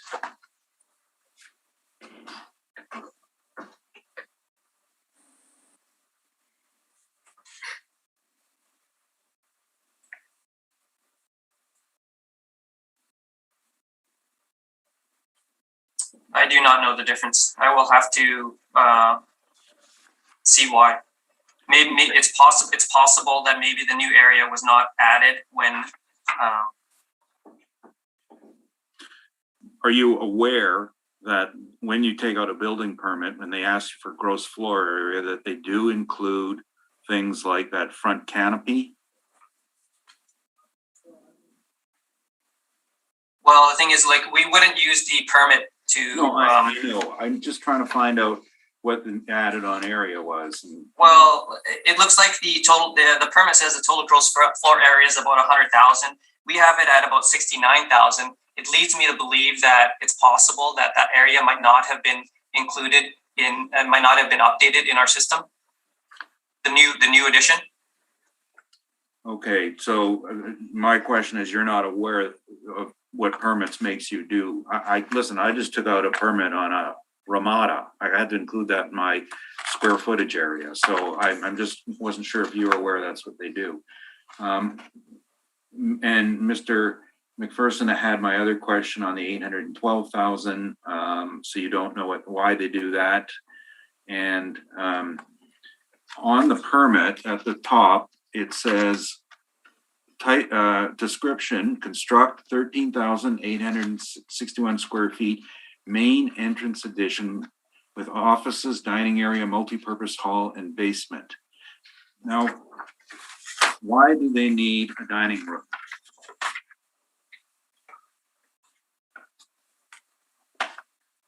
I don't know. I mean, they're your clients. Would you know? Well, no, it's your evidence. And on redirect, I'm not restricted to ask questions about what was brought up. The permit was brought up. I do not know why they have a dining area in there. I'm assuming it's to eat there. Okay, so does then that lead to the conclusion that the units don't have full kitchen facilities? I'm not sure if they do or if they don't. And if they don't have full kitchen facilities, wouldn't the income be impacted by that? I couldn't say for sure. And is the lack of kitchen facilities a physical issue? I'm not really too sure, but I mean, if they didn't have kitchens before, if they don't have kitchens now, then that means they didn't have kitchens before the addition.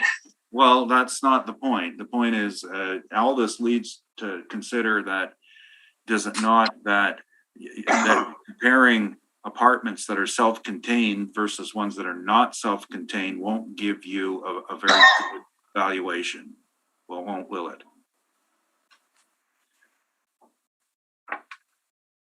I mean, shouldn't you have used a rooming house? Because that's what this is. But I'm not sure what it is. Do you know if they have kitchens inside the units? Well, I'm asking you. You made up the brief. I mean, if you have something that like I said, that is more information that we could use, you can present that.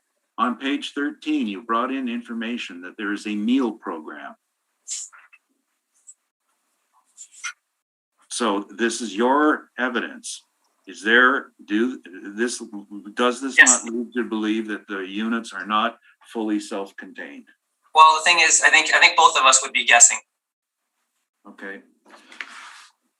But I'm the one asking questions, so you're doing the guessing, right? Right now. Okay, thank you. No, and I did have, I guess if you want me to present the rebuttal now, that's fine. Whichever, now or, yeah, I think now would be the time. Okay, And what are you rebutting? well, I've sent 2 documents, and what I'm rebutting is the land value that has to match the highest and best use of the property or be impacted in some other way by that. And the first, I've sent 2 documents. One's called H and B. And this isn't going to take long. I think I've marked all the areas in red here. When you open it up, it's called, the first page is the standard on mass appraisal of real property. And this is published by the International Association of Assessing Officers, of which the assessor is a member through the Manitoba. I forgot it, Mr. McPherson, you'll know what I'm talking about, the organization. They follow the IAAO standard, and essentially what this section says is that marked off about things that they have to be looking at through this, but the standard pretty much says you have to use the same use. And this is the seniors home. And next section on the 5th page in this is the Appraisal Institute. And again, it says the same thing. Where does it say that it has to be the exact same use? Okay, wait till he presents it and then I'll give you your opportunity. Sure. Sorry, I just wanted to follow along. But okay. Oh, sorry. Okay. Yeah, and okay, well, he's just throwing me off here. Okay, the Appraisal Institute, which is the 5th page in, and this is highest and best use analysis, says the same thing. And there's a red box around highest and best use of land as vacant. And third sentence, the highest and best use of land as though vacant must be considered in relation to its existing use and all potential uses. Now, what we do in the Appraisal Institute, if we want to put in a different highest and best use on the land, in this case, we're talking about seniors or multifamily, the way that's accomplished then is calculate demolition costs of the existing unit. And then it's land only. That's the proper procedure. You don't get to change and pick and say, I think I could put an office tower here, so I'm going to put office tower sales. You're changing the physical use. And then on the 22nd page, there's the next red box is about special purpose uses. And this refers to McGregor as well, are appropriate for only one use or for a limited number of uses. The highest and best use is as improved is probably the. Sure, what page is that on again? Yeah, sorry, I'm getting there too. Yeah, it's Page 22 of 57. yes, and at the bottom it's marked 1218. Right. So it's continuation of the current use as long as it remains viable. And this, it says right here in the last sentence of the first paragraph, the highest and best use of land may be realized by demolishing the structure and selling the remains. So again, it's saying they are married. Now, this is an overriding statement. So later on, there's a few more articles. The 24th page is from the third edition textbook, and it was reworded slightly. And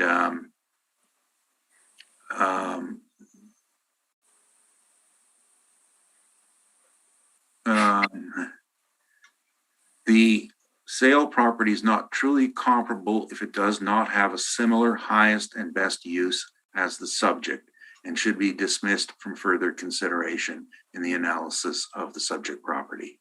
So that has to do with picking comparables. It has to have the same highest best use.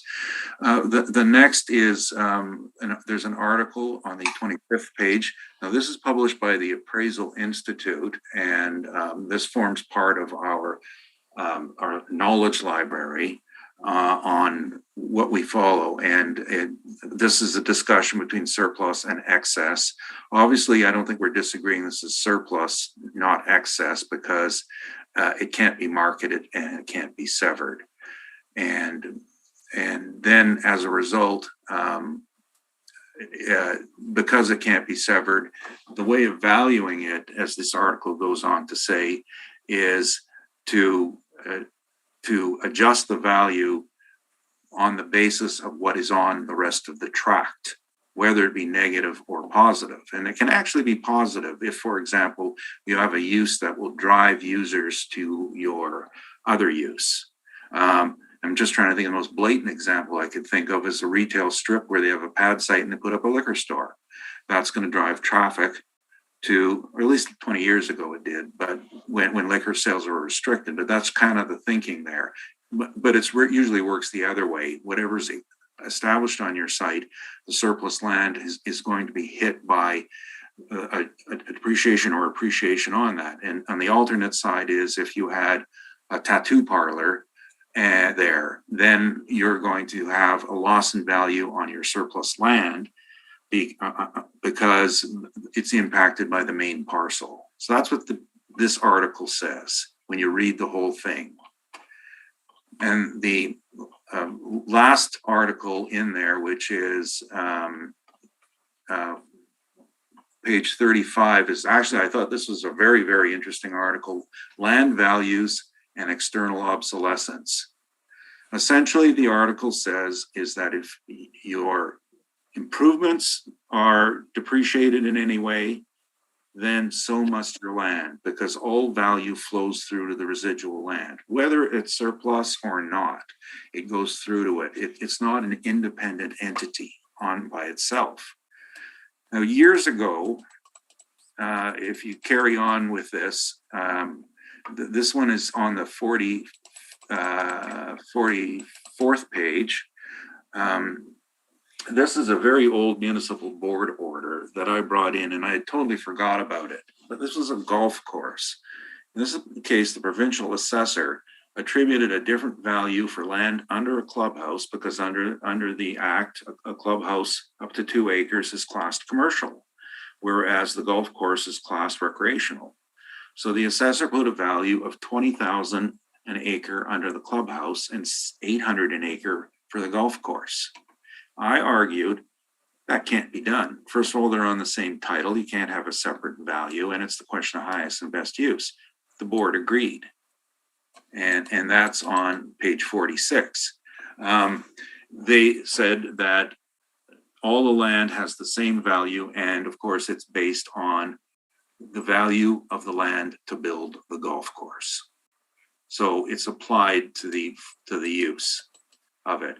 And the last in here is just something that Mr. Mercury pointed out to me. This was leave to appeal on the ballpark, and essentially the judge on the leave to Court of Appeal said that grant money isn't taxable. It never got to Court of Appeal, but later on the city assessor and the ballpark came to an agreement on it. And that was the last order. And that just touches on a very minor point on the funding that goes to these units, is that it's in our case, we have $13,000 in funding. So that's not a major consideration. But when you build these special projects like this, and there is funding, and maybe they spent 2.7 million, maybe they spent 800,000, maybe like on McGregor, they spent 400,000. We don't know the exact number, but anytime grant money is involved, it's not to be considered in taxation because it's not a part of it. So that was the rebuttal information I had on that topic. And the second one is, and I've got to be careful here, I'm not trying to introduce either post-reference or old information. I'm not trying to compare assessments. I'm trying to show you what the assessment department is doing on on the basis of doing their calculations on excess land and why it varies. This is a comparison of personal care homes and hospitals and the amount on the excess land per acre. And the first example is quite interesting in that this is a methodology issue. Mr. Chair, I'm not sure if we should be going any further with this. This is a methodology issue, not a value nor a reference year issue. This is a methodology issue. I represent these properties, and this came about as a review of how do you do excess or surplus land calculations. Majority of this information predates. The first example is happened after we brought it to their attention that you're doing something wrong. In that case, so you're not rebutting our numbers. You're just rebutting how we applied the numbers. That's correct. I'm rebutting your methodology. Okay.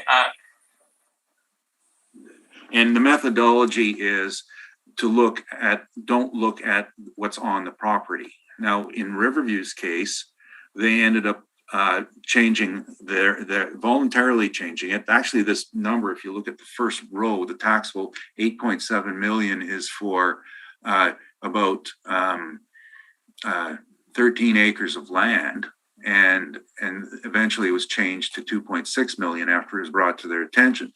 And it was actually changed in 2018 after we appealed it. I just couldn't find the number for this presentation, but they realized that it was an error in the methodology. They'd had it before at a value of 640,000 an acre, and 2018 it changed and it stayed in place, not through appeal. This is inside the department. Then going through some of the other ones, which are personal care homes, sometimes the land is very small and it doesn't really matter, such as Deer Lodge. And sometimes it's larger, like the Southeast Care Home and Action Marguerite. But they've all been, we've represented them all, and they are all calculated on the basis of multifamily or commercial land. And these are under appeal, and these are what we're working on the rest of the time.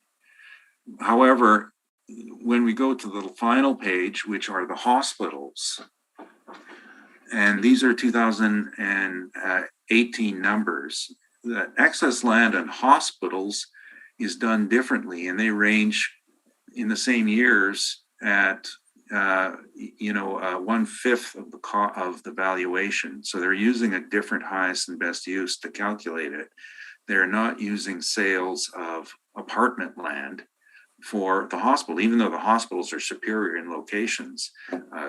Compare the PCH homes there versus the Grace on Portage or the Vic on Pembina, Seven Oaks on McPhillips. These are main hospitals on main arteries. So what we have is a misapplication of highest and best use on surplus or excess land. It is married to the use. That was my rebuttal. Thank you. Mr. Wong, questions or comments regarding the rebuttal?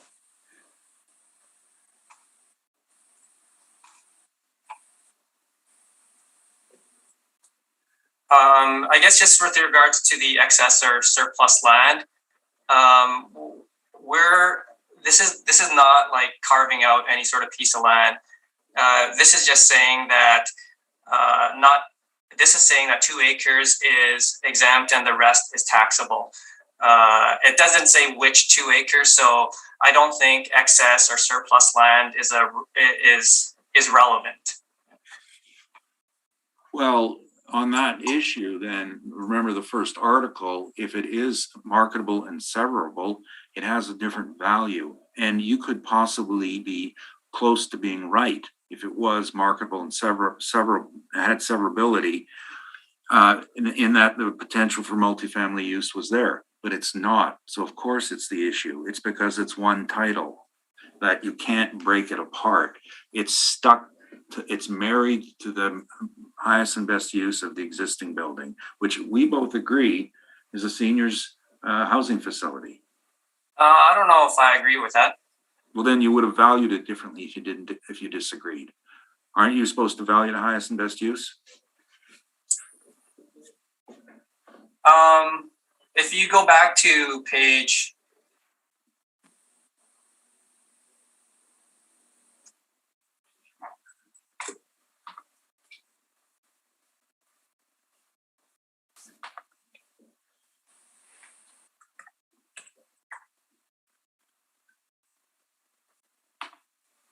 page 8. Page 8 of what, Mr. Wong? Of the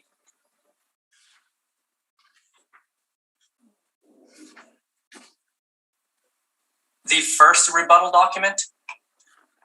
Okay.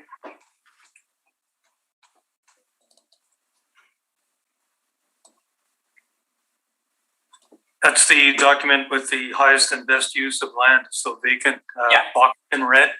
Yeah. Okay. Thank you. Go ahead. I mean, I think Mr. Neufeld is saying that it is tied to the use, and I'm not sure if it is. Like when you look at the last sentence of that highlighted box, it says, in general, the conclusion of highest and best use of lands as though vacant is required except in circumstances where improved properties have structures with significant remaining economic lives and little or no indication of market value, market demand for a change in use. So if there is a market demand for a change in use, then it is not tied to what it is currently used at. So I don't know, that contradicts what Mr. Neufeld is saying with regards to saying that, if it is being used for this, it has to be valued this way. And I believe that this contradicts that statement. Well, in response, we're dealing with two issues here. The highest and best use of land as though vacant is when doing the entire parcel, which is a requirement under highest and best use. In that respect, the appraiser is required to look at the value and say, is it worth more if we demolish what's on there and sell it as vacant after demolition costs, or is what's sitting on there going to be produced the highest and best use? Now, just very superficially, you can see that our total number was 2.8 million on 5 acres. That's about $560,000 per acre if it was only land.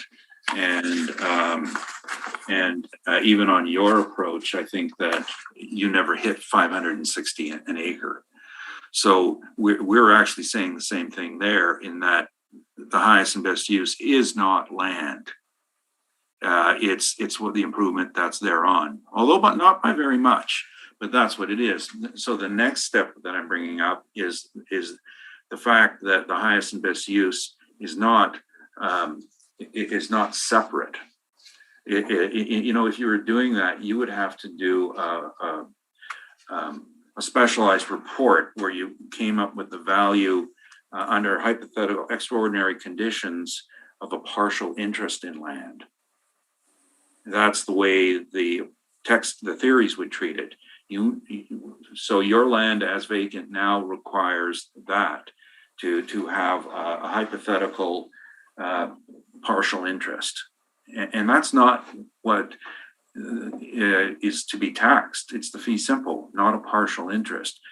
A partial interest can't be created by a desire. It must be created by legal factors or market factors. And those are severing the parcel so it can be marketed.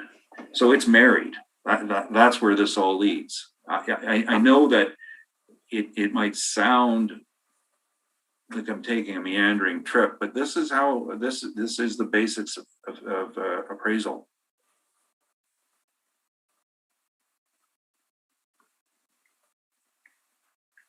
Anything further, Mr. Wong?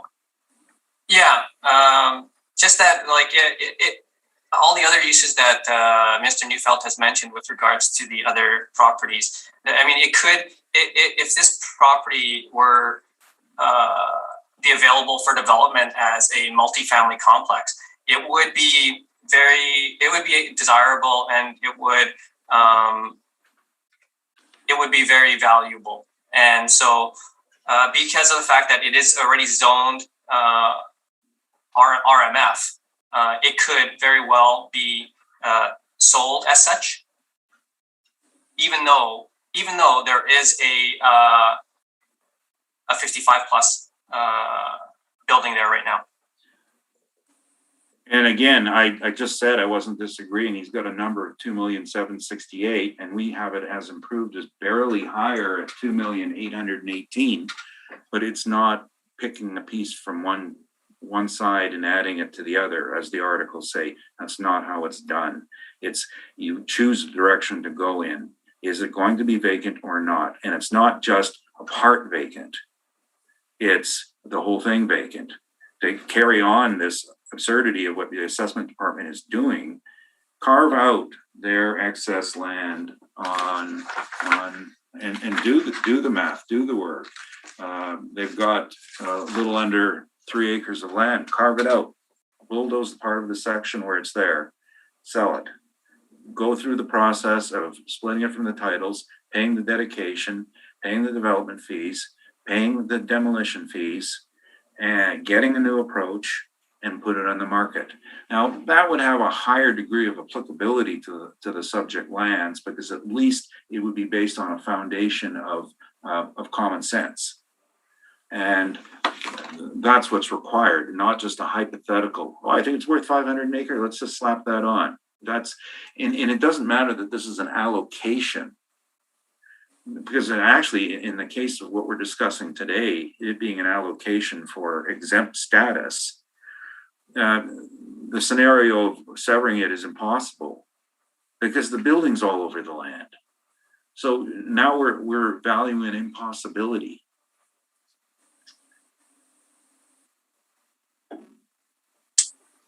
Sorry, that's all I'm just keep. I guess, yeah, that's good. And from the assessment department's point of view, we're just valuing in accordance with the Municipal Assessment Act, and that's what we're trying to do. And we treat everybody the same way. Thank you. Mr. Thurian, did you have any questions or concerns regarding the rebuttal? No, thank you, Mr. Chairman. Mr. Upton? No, I have none for the rebuttal. Thank you. And I do not either. So, Mr. Neufeld, we'll hear your main evidence in chief then, please. Thank you. We're just going on the income approach, and we're looking at just the two items. One is the school exempt, which is the improvements, except the daycare, and then the concept of surplus or excess land. For our numbers, we started this job off firstly by when the owner contacted us, and we noted the daycare, and the city, we made application, and the city put the exemption on it. And after they did that, we appealed the value of it, and we weren't playing games. We were upfront. We were going to do this regardless. So on page 3, we had limited statements. These are post-reference, and should the assessor not wish us to use that, we're content with using the statements he provided on his page.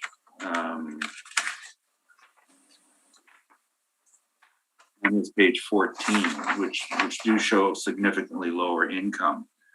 The only reasons I like what we have is that it was reviewed by a property manager, and so they do have a new property manager for the post-reference. So let's just say that if one looks at the way 3 was prepared and compared it to page 14 of the assessor's brief, and to show how we did come up with a different number. One is we took it, we put the vacancies back in, and sorry, is this post-reference information? Yes, I'm explaining why you don't have to rely on it. Well, I don't have blinders on. The board will make their own mind up. I'm telling you that this is our procedure. We're content to go back to your page 14 and rely on 79,328 in NOI, but we feel that the number we put of 149,854 was stabilized, and our method of stabilization was by looking at post-reference statements that were more accurate, we felt, than handwritten income and expense returns, and they did show higher income. So as a result, we are going to stick with 149,854 as our NOI. And the high expense ratio, of course, is commensurate with the type of property this is. I mentioned earlier. I'm going to object to the using of post-reference information and. Very well, I'll amend my valuation.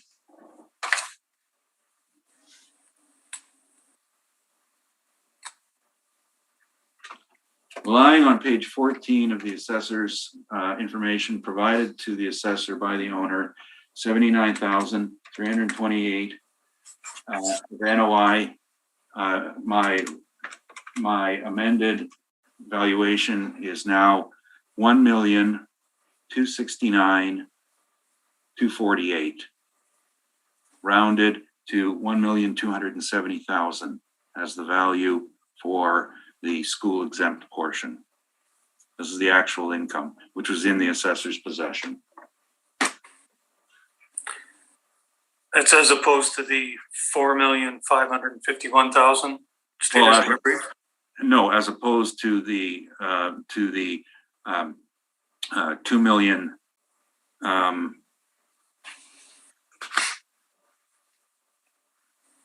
as opposed to the 2,398,000 stated in my brief. The assessor. Well, I'm sorry, that's the assessment I'm reading on your. Right. That's the assessor's number.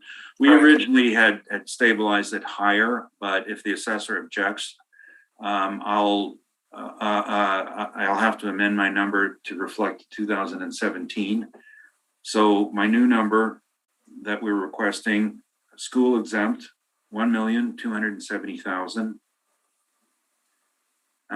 The exempt portion can remain as is at 424,000. I think that's close enough. We'd calculated it a little bit differently. But we weren't contesting it. And then I'll move on to the land.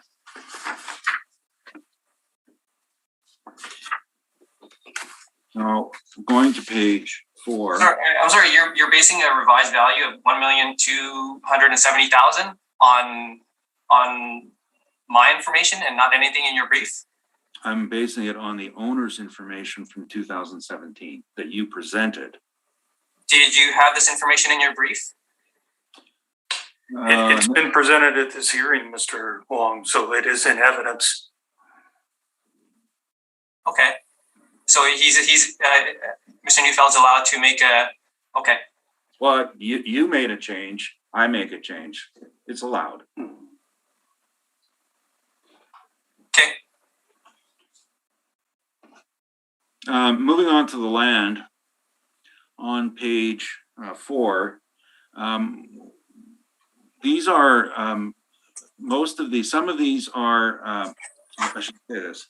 All of these are in zonings that allow the usage of properties like this. Now, this would fall into the category of under planning, likely under a care home. I'm looking at page 11, a care home of some sort, not assisted living, but a care home. It may, I think there's another category for group care home. So this is where you would get the zoning, and you'll note that in the care home, for example, the use is permitted in virtually every zoning district, with the exception of M's and PRs, which is parks, and the shopping center zonings, which are C3, C4. And a particular note is that it's permitted in RR5, which is rural residential 5, A, agricultural, minimum 40 acres. This is going back to highest and best use. Because it's permitted in there, you could build it anywhere you want. Consistent with highest and best use, you have to find sales of land where the same uses will occur. And we were looking at many of these sales in Waverly West. The first two involved assemblage for future development. These were in A zoned, which is 40 acre minimum, but they had already been subdivided. 396 Cadborough was an assemblage for building an apartment, and 2350 McGillivray was a smaller site where apartments were built, and that was a land swap. Northtown is the new home for the Mormons, PCH, and church, which they bought, but incidentally they sold their old lot for $200 an acre in Tuxedo West. 1265 Lee is a personal care home built in that area before the planning changed to allow single family residential, but it was 56,000 an acre. The one I have written at the bottom called Waverly West, this is actually a piece of land that was expropriated by the school division, 20 acres for developing. Actually, it was first expropriated by the city for building a community center, and then Pembina Trails took it over to build a school, and now it's going to be swapped with Qualico for the lot on the third down at 396 Cadborough.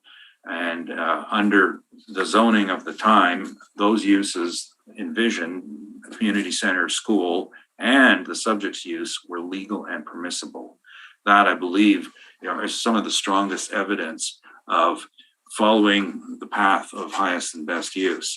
Now, since I've done this work, we've done a fair bit more on this upcoming municipal board hearing, and regardless of the direction you take, we're duty bound by dealing with our owners to follow this through on finding getting the match for the highest and best use to the building. Now, the alternate look at this is possibly bulldoze it and redevelop for the gross value, and then subdivide it for the for the existing value, and that's something to look at. You know, if it came along and said valued it, we take the assessor's land value as demolished, 2.7 million, and then put the allocations on it as they come out of the valuations. I guess these are the sort of tricky jobs we're always getting involved with. Now, there's really not much else here. Now, we did cap it at 6.25, and I note the assessor was at 5.3 and 6.3 in the same building. The consideration there was that the income growth potential is limited when you're dealing with a 55 plus grant based site, in that you can't grow your income. As a matter of fact, I was just reading the Elderly and Infirmed Persons Act, and there's restrictions on rent, which are 1/5 of a person's annual income. That's the most they can ever charge. And I'm not looking forward to it, but I was just checking out what's the most you could make from CPP and old age security. I calculated it out at $1,817 a month. So right now, max the rent that someone on just pension, the max rent is $363. So that's based on what they on who they are. That's their highest and best use. Now, some of the rents are higher than that because some people have other incomes, and some of the rents are $40 a month. There's one or two I saw in there. The bulk of them are averaging around that $363 to $400 range. So that's income growth. Now, if one said, well, that's least fee, that's not fee simple. Well, okay, fine, kick them all out. Go deal with our residential tenancies branch. It's no longer a least fee problem, because once you have rent control, no matter what it is, whether it's a trailer park, retirement home, or freestanding apartment, you're all bound by this. And it's not going higher, so it's not going to grow. So you can't renovate it. You can't jazz it up and do some renovations and throw it back on the market. It will stay where it's at. So that was our thought. Now, because the rents were already low to begin with, and we didn't cap it more punitively at 7 or 8%, because the stability of it is good. There's always going to be demand for seniors housing, and that's the opposite side of the coin there. So that was our approach on that. The land.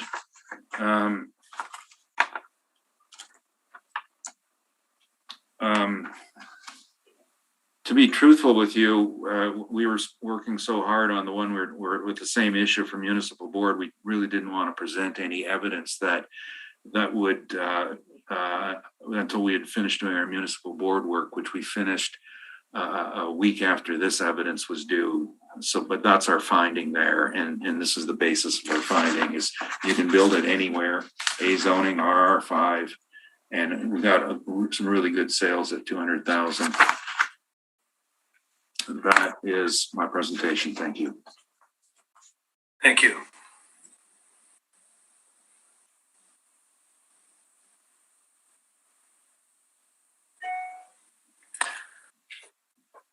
Mr. Wong, questions for the applicant? Just with regards to, I guess, your land sales, so are you saying that the first 3 sales are agriculturally zoned sales?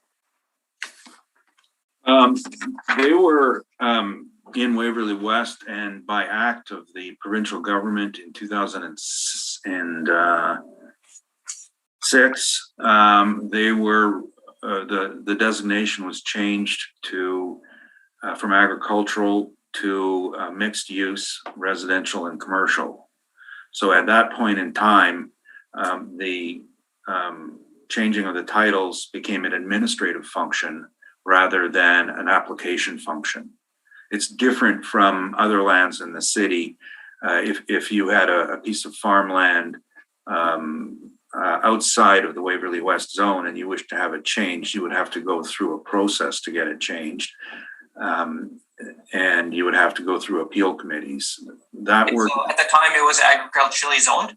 At the time of sale, it was had been changed from an application-based change in zoning to an administrative-based zone. So essentially, you applied for your zoning change, and they changed it.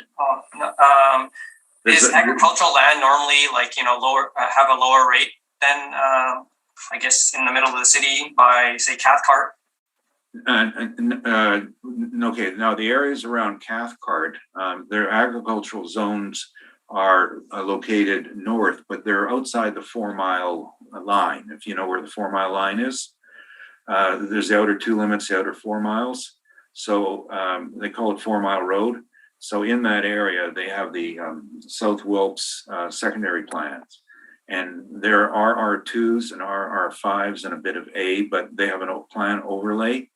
If you go and they allow 2 and 5 acre developments residentially. Then if you go a little bit further west, where Precinct Q is, that Qualico now is developing, that was all agricultural land.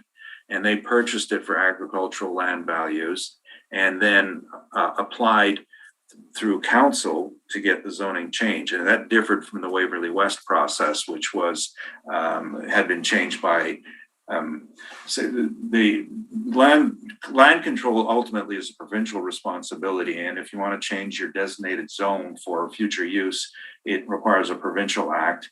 Okay, no, that's fine. But is agriculturally zoned land typically sold for, I guess, noticeably less than regular land inside the city? No, it depends on its zoning. There's not a generality. If agricultural land is agricultural land typically a lower rate than multifamily land? Then that's too general a question, because agricultural land can sell for more than other lands depending on its location and what planning permissibility is. If the agricultural district allows highway commercial in there at a busy intersection, it's worth a lot more than urban land. So that has to be qualified. In the case of the ones I brought forward, they had that designation changed. They were worth more. They were just waiting for someone to initial the change from A to R.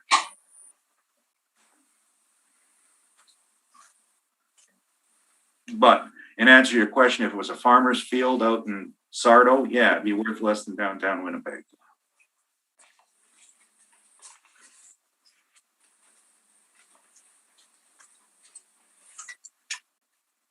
For your preschool 10-acre exemption on your page 4,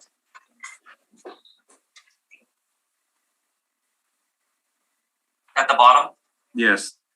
What section of the act does that fall under? Well, I think I did the same thing you did. Because the that should say daycare, because the daycare has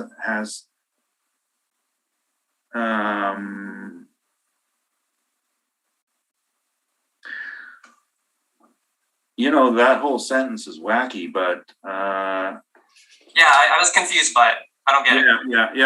Yeah. No, you're right. I would disagree with this. I see that our daycare exemption should be smaller than this. Our taxable should be. I think it should go the other way, more like It's about 43,000. It's probably about a third to a quarter of an acre. So our taxable should be about 2.65 acres. So yeah, I see what you're saying. Times 530,000. So our class T tax, class 40T should be 530,000. And that's 2.65 acres, taking off 2 acres for the seniors residence and 0.35 acres for the land on which the daycare is situated and which it uses for playgrounds and parking and loading.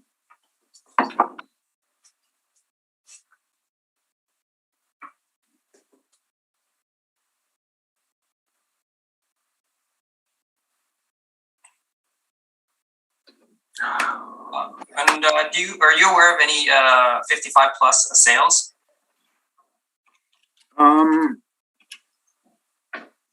I've seen 3 55 plus sales, but they were not under section 1B in the 2023 1B in the Act. They weren't conforming to the Elderly and Infirm Persons Act. They weren't. Are there any ones that did conform to the Elderly Infirm Act? I think I saw one when I was doing some research on a different project. So basically, it probably doesn't happen very often, if at all. No, I don't know. That's a good question. I have seen one that I know of. I guess I generally don't look at those for the work I do. Generally, we're looking at for-profit situations. But I think a review of some of those sales would be interesting. That would be all my questions. Thank you.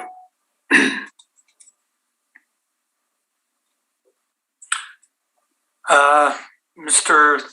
Therian, did you have questions for the applicant? Yes, I'm looking at your first page and just a couple of points. So the building, we talk about 104 residential units. I think we've been discussing 100. Now the building age is 1973, but there was a new building added. So the city had 2 different ages. Would that affect your cap rate? The fact that it says 1973 and there was that new addition, or anyway, a modification in 2009? Would that change your cap rate? No. First of all, the building unit size we got from rent rolls, and heaven forbid I would show them to you because they're so post-reference. But I have 104 listed units in the site. And I think that some of the units, when I look at this, may have been severed in some way. I can't be sure. But then on the construction, my understanding of this addition was, and from talking to the people on the permit, is that it was the $800,000 that was spent, and it was for the portion of the building that ended up being the daycare and for the canopy that covered the front of the drive. Or the $800,000 that was listed on the permit was for that. And that doesn't change it because the bulk of the building and the bulk of the income is related to 1973 bachelor units. Okay, now the other, I'm looking at your revenue and expenses, and it's, as the assessor has raised, it's post-reference. So you've, so what's your, I'm just trying to understand the gymnastics here. What's your new NOI on this situation? It's from the assessor's page 14, 79,328. 79,328. And what page of the assessor? 14? 14, okay. And you're capping that at 6 1/4. That's correct. Okay, so that'll give us, I just want to make sure I know what we're talking about here. 1,269,000. That's correct. Yeah, you said 1,250,000, I thought. Oh, no, sorry, I rounded it to 1,270,000. 70. Oh, 270? Oh, I misunderstood. I'm sorry. And you're conceding, if I understand correctly, that the daycare is okay at 424? That's correct. And is that the point? I thought you made that point, that you would accept 424? That's correct. I don't think, because there are no taxes on it, that it's not in contention. Okay. And your land value is now set at 530. That is correct. 2.65 acres at 200,000 per acre. Okay, I'm just trying to get a handle on what you're asking for. I think that's all for now, Mr. Chairman. Thank you. Thank you. Mr. Upton? Yeah, I think that pretty well covers, I have the same questions about the NOI and the changes you were making to your request here. So I think I've got those changes correct now, what you're asking for. No, I don't think there's anything else. Thank you. Thank you. I just wanted the clarification, Mr. Neufeld. I think, correct me if I'm wrong, but I thought your statement was that the income that they can, or the rent that they can charge is based on a percentage of income? Well, it's capped at 1/5 of the resident's income. But that's for a personal care home, is it not? No, that's a different part of the act. That's the Elderly and Infirm Persons Housing Act.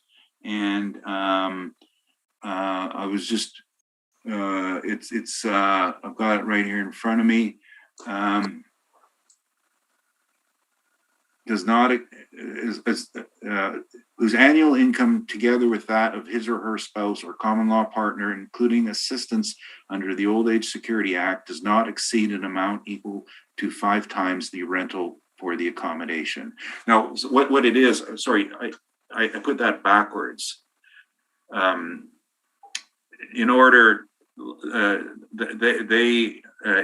works the other way around, is that if they set the rental rate at $400, then your income can't exceed $2,000 a month to be eligible. But it does work the same way on that. And most people who are in here are obviously on CPP and OAS. So it's 1/5. The formula for personal care homes is I forgot what the number was. It was a bit higher. I think it was closer to 50 or 60% to a max of $32,000. Are we all planning ahead? Is that what we're doing?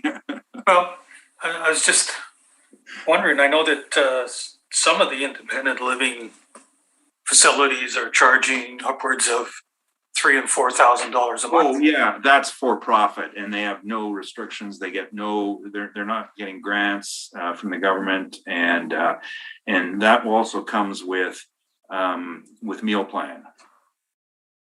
Generally, this one has a dining room. Is there not a meal plan there as well then?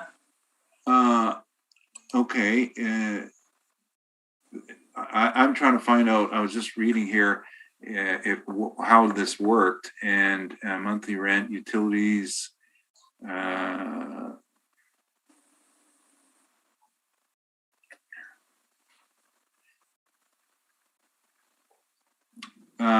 meals are $7 delivered to the apartment. I see. Or the dining hall. You had your choice.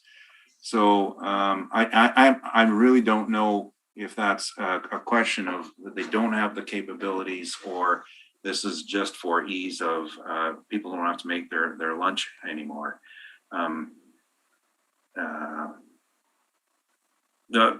it's not gonna really change our valuation at it because meal services are business income. And I didn't see any income in the statement either. Right. I was just wondering because one of the things was being discussed earlier was whether or not these have kitchen facilities in each suite. Well, now, under the act though, now the assessor didn't know this, but okay, I'll tell you what the act says. In order to be eligible, which this is, an elderly person's housing unit means housing accommodations that has separate kitchen and bathroom facilities for either one or two elderly persons who are capable of living independently. So they would say that you have to have separate, meaning separate from the rest of the people out there, your own kitchen and bathroom.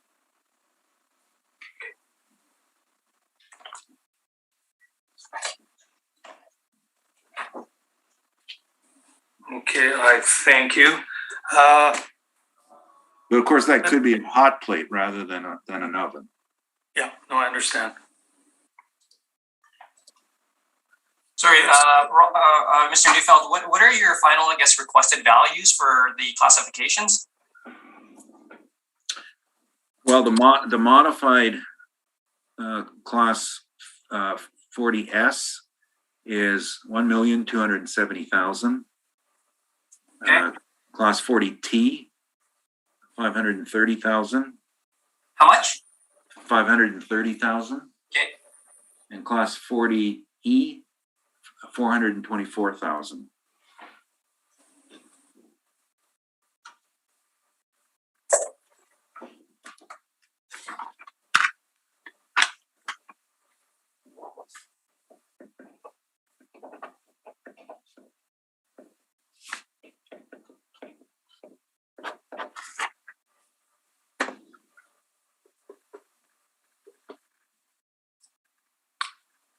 Okay, Mr. Wong, did you have some rebuttal? I did, but it was just more along the lines of, yeah, we can take a quick look at it.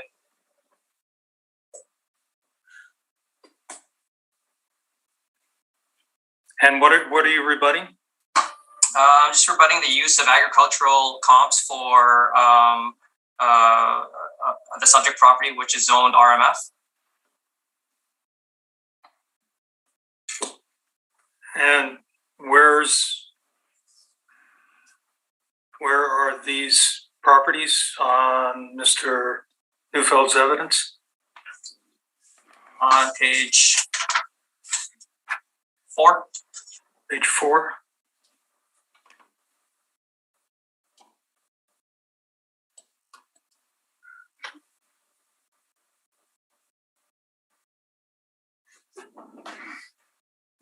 Is that agricultural rates are typically a lot lower than what a normal multifamily piece of land might sell for? I think you asked that. Yeah, that's what I mean. That's what I mean. It's like I don't know if it needs to be talked to at all, but that's pretty much what it was. So Okay. Thank you.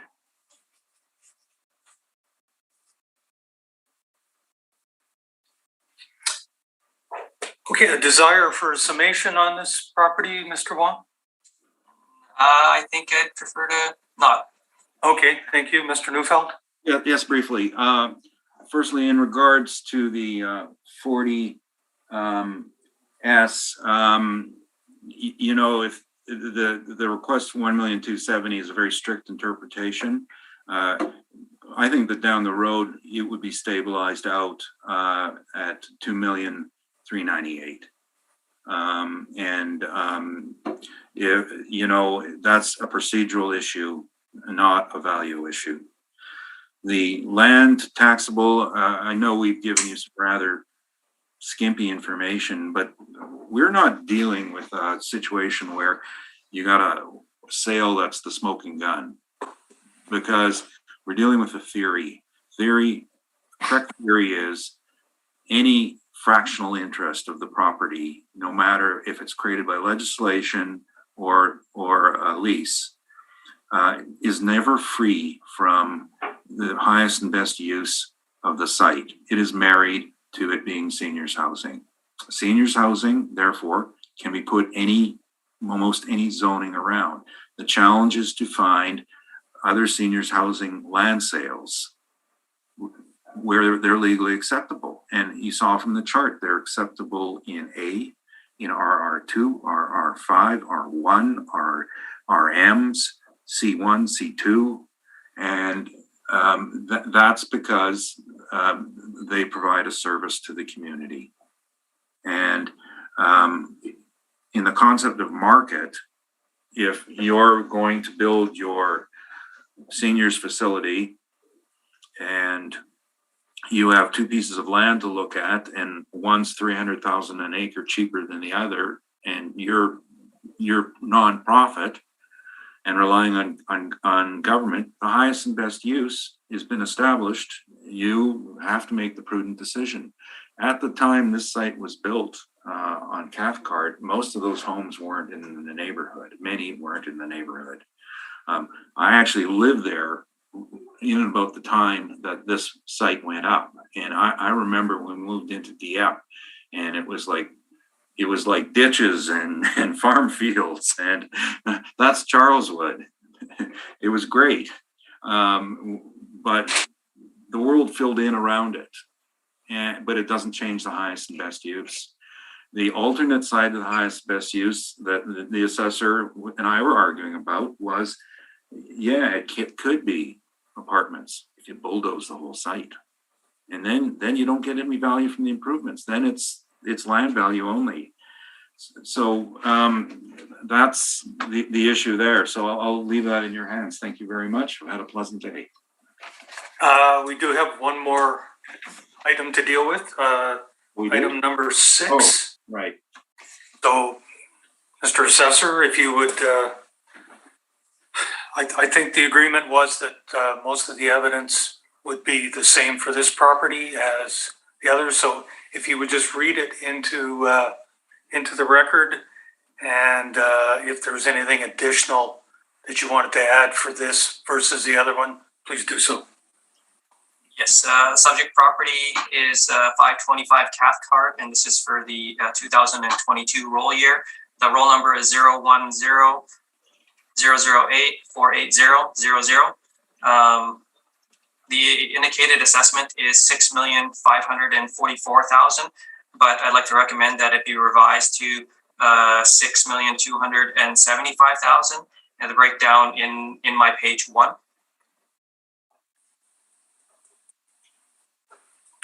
Thank you.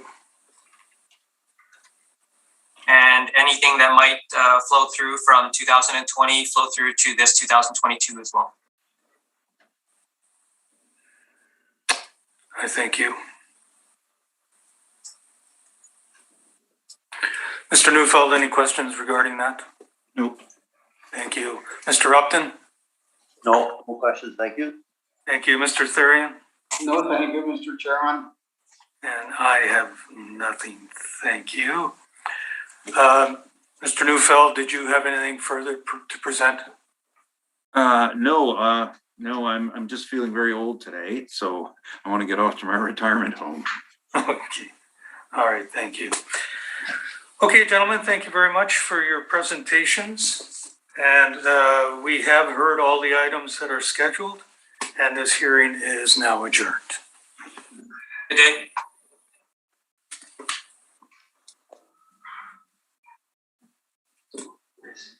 Yeah, me too.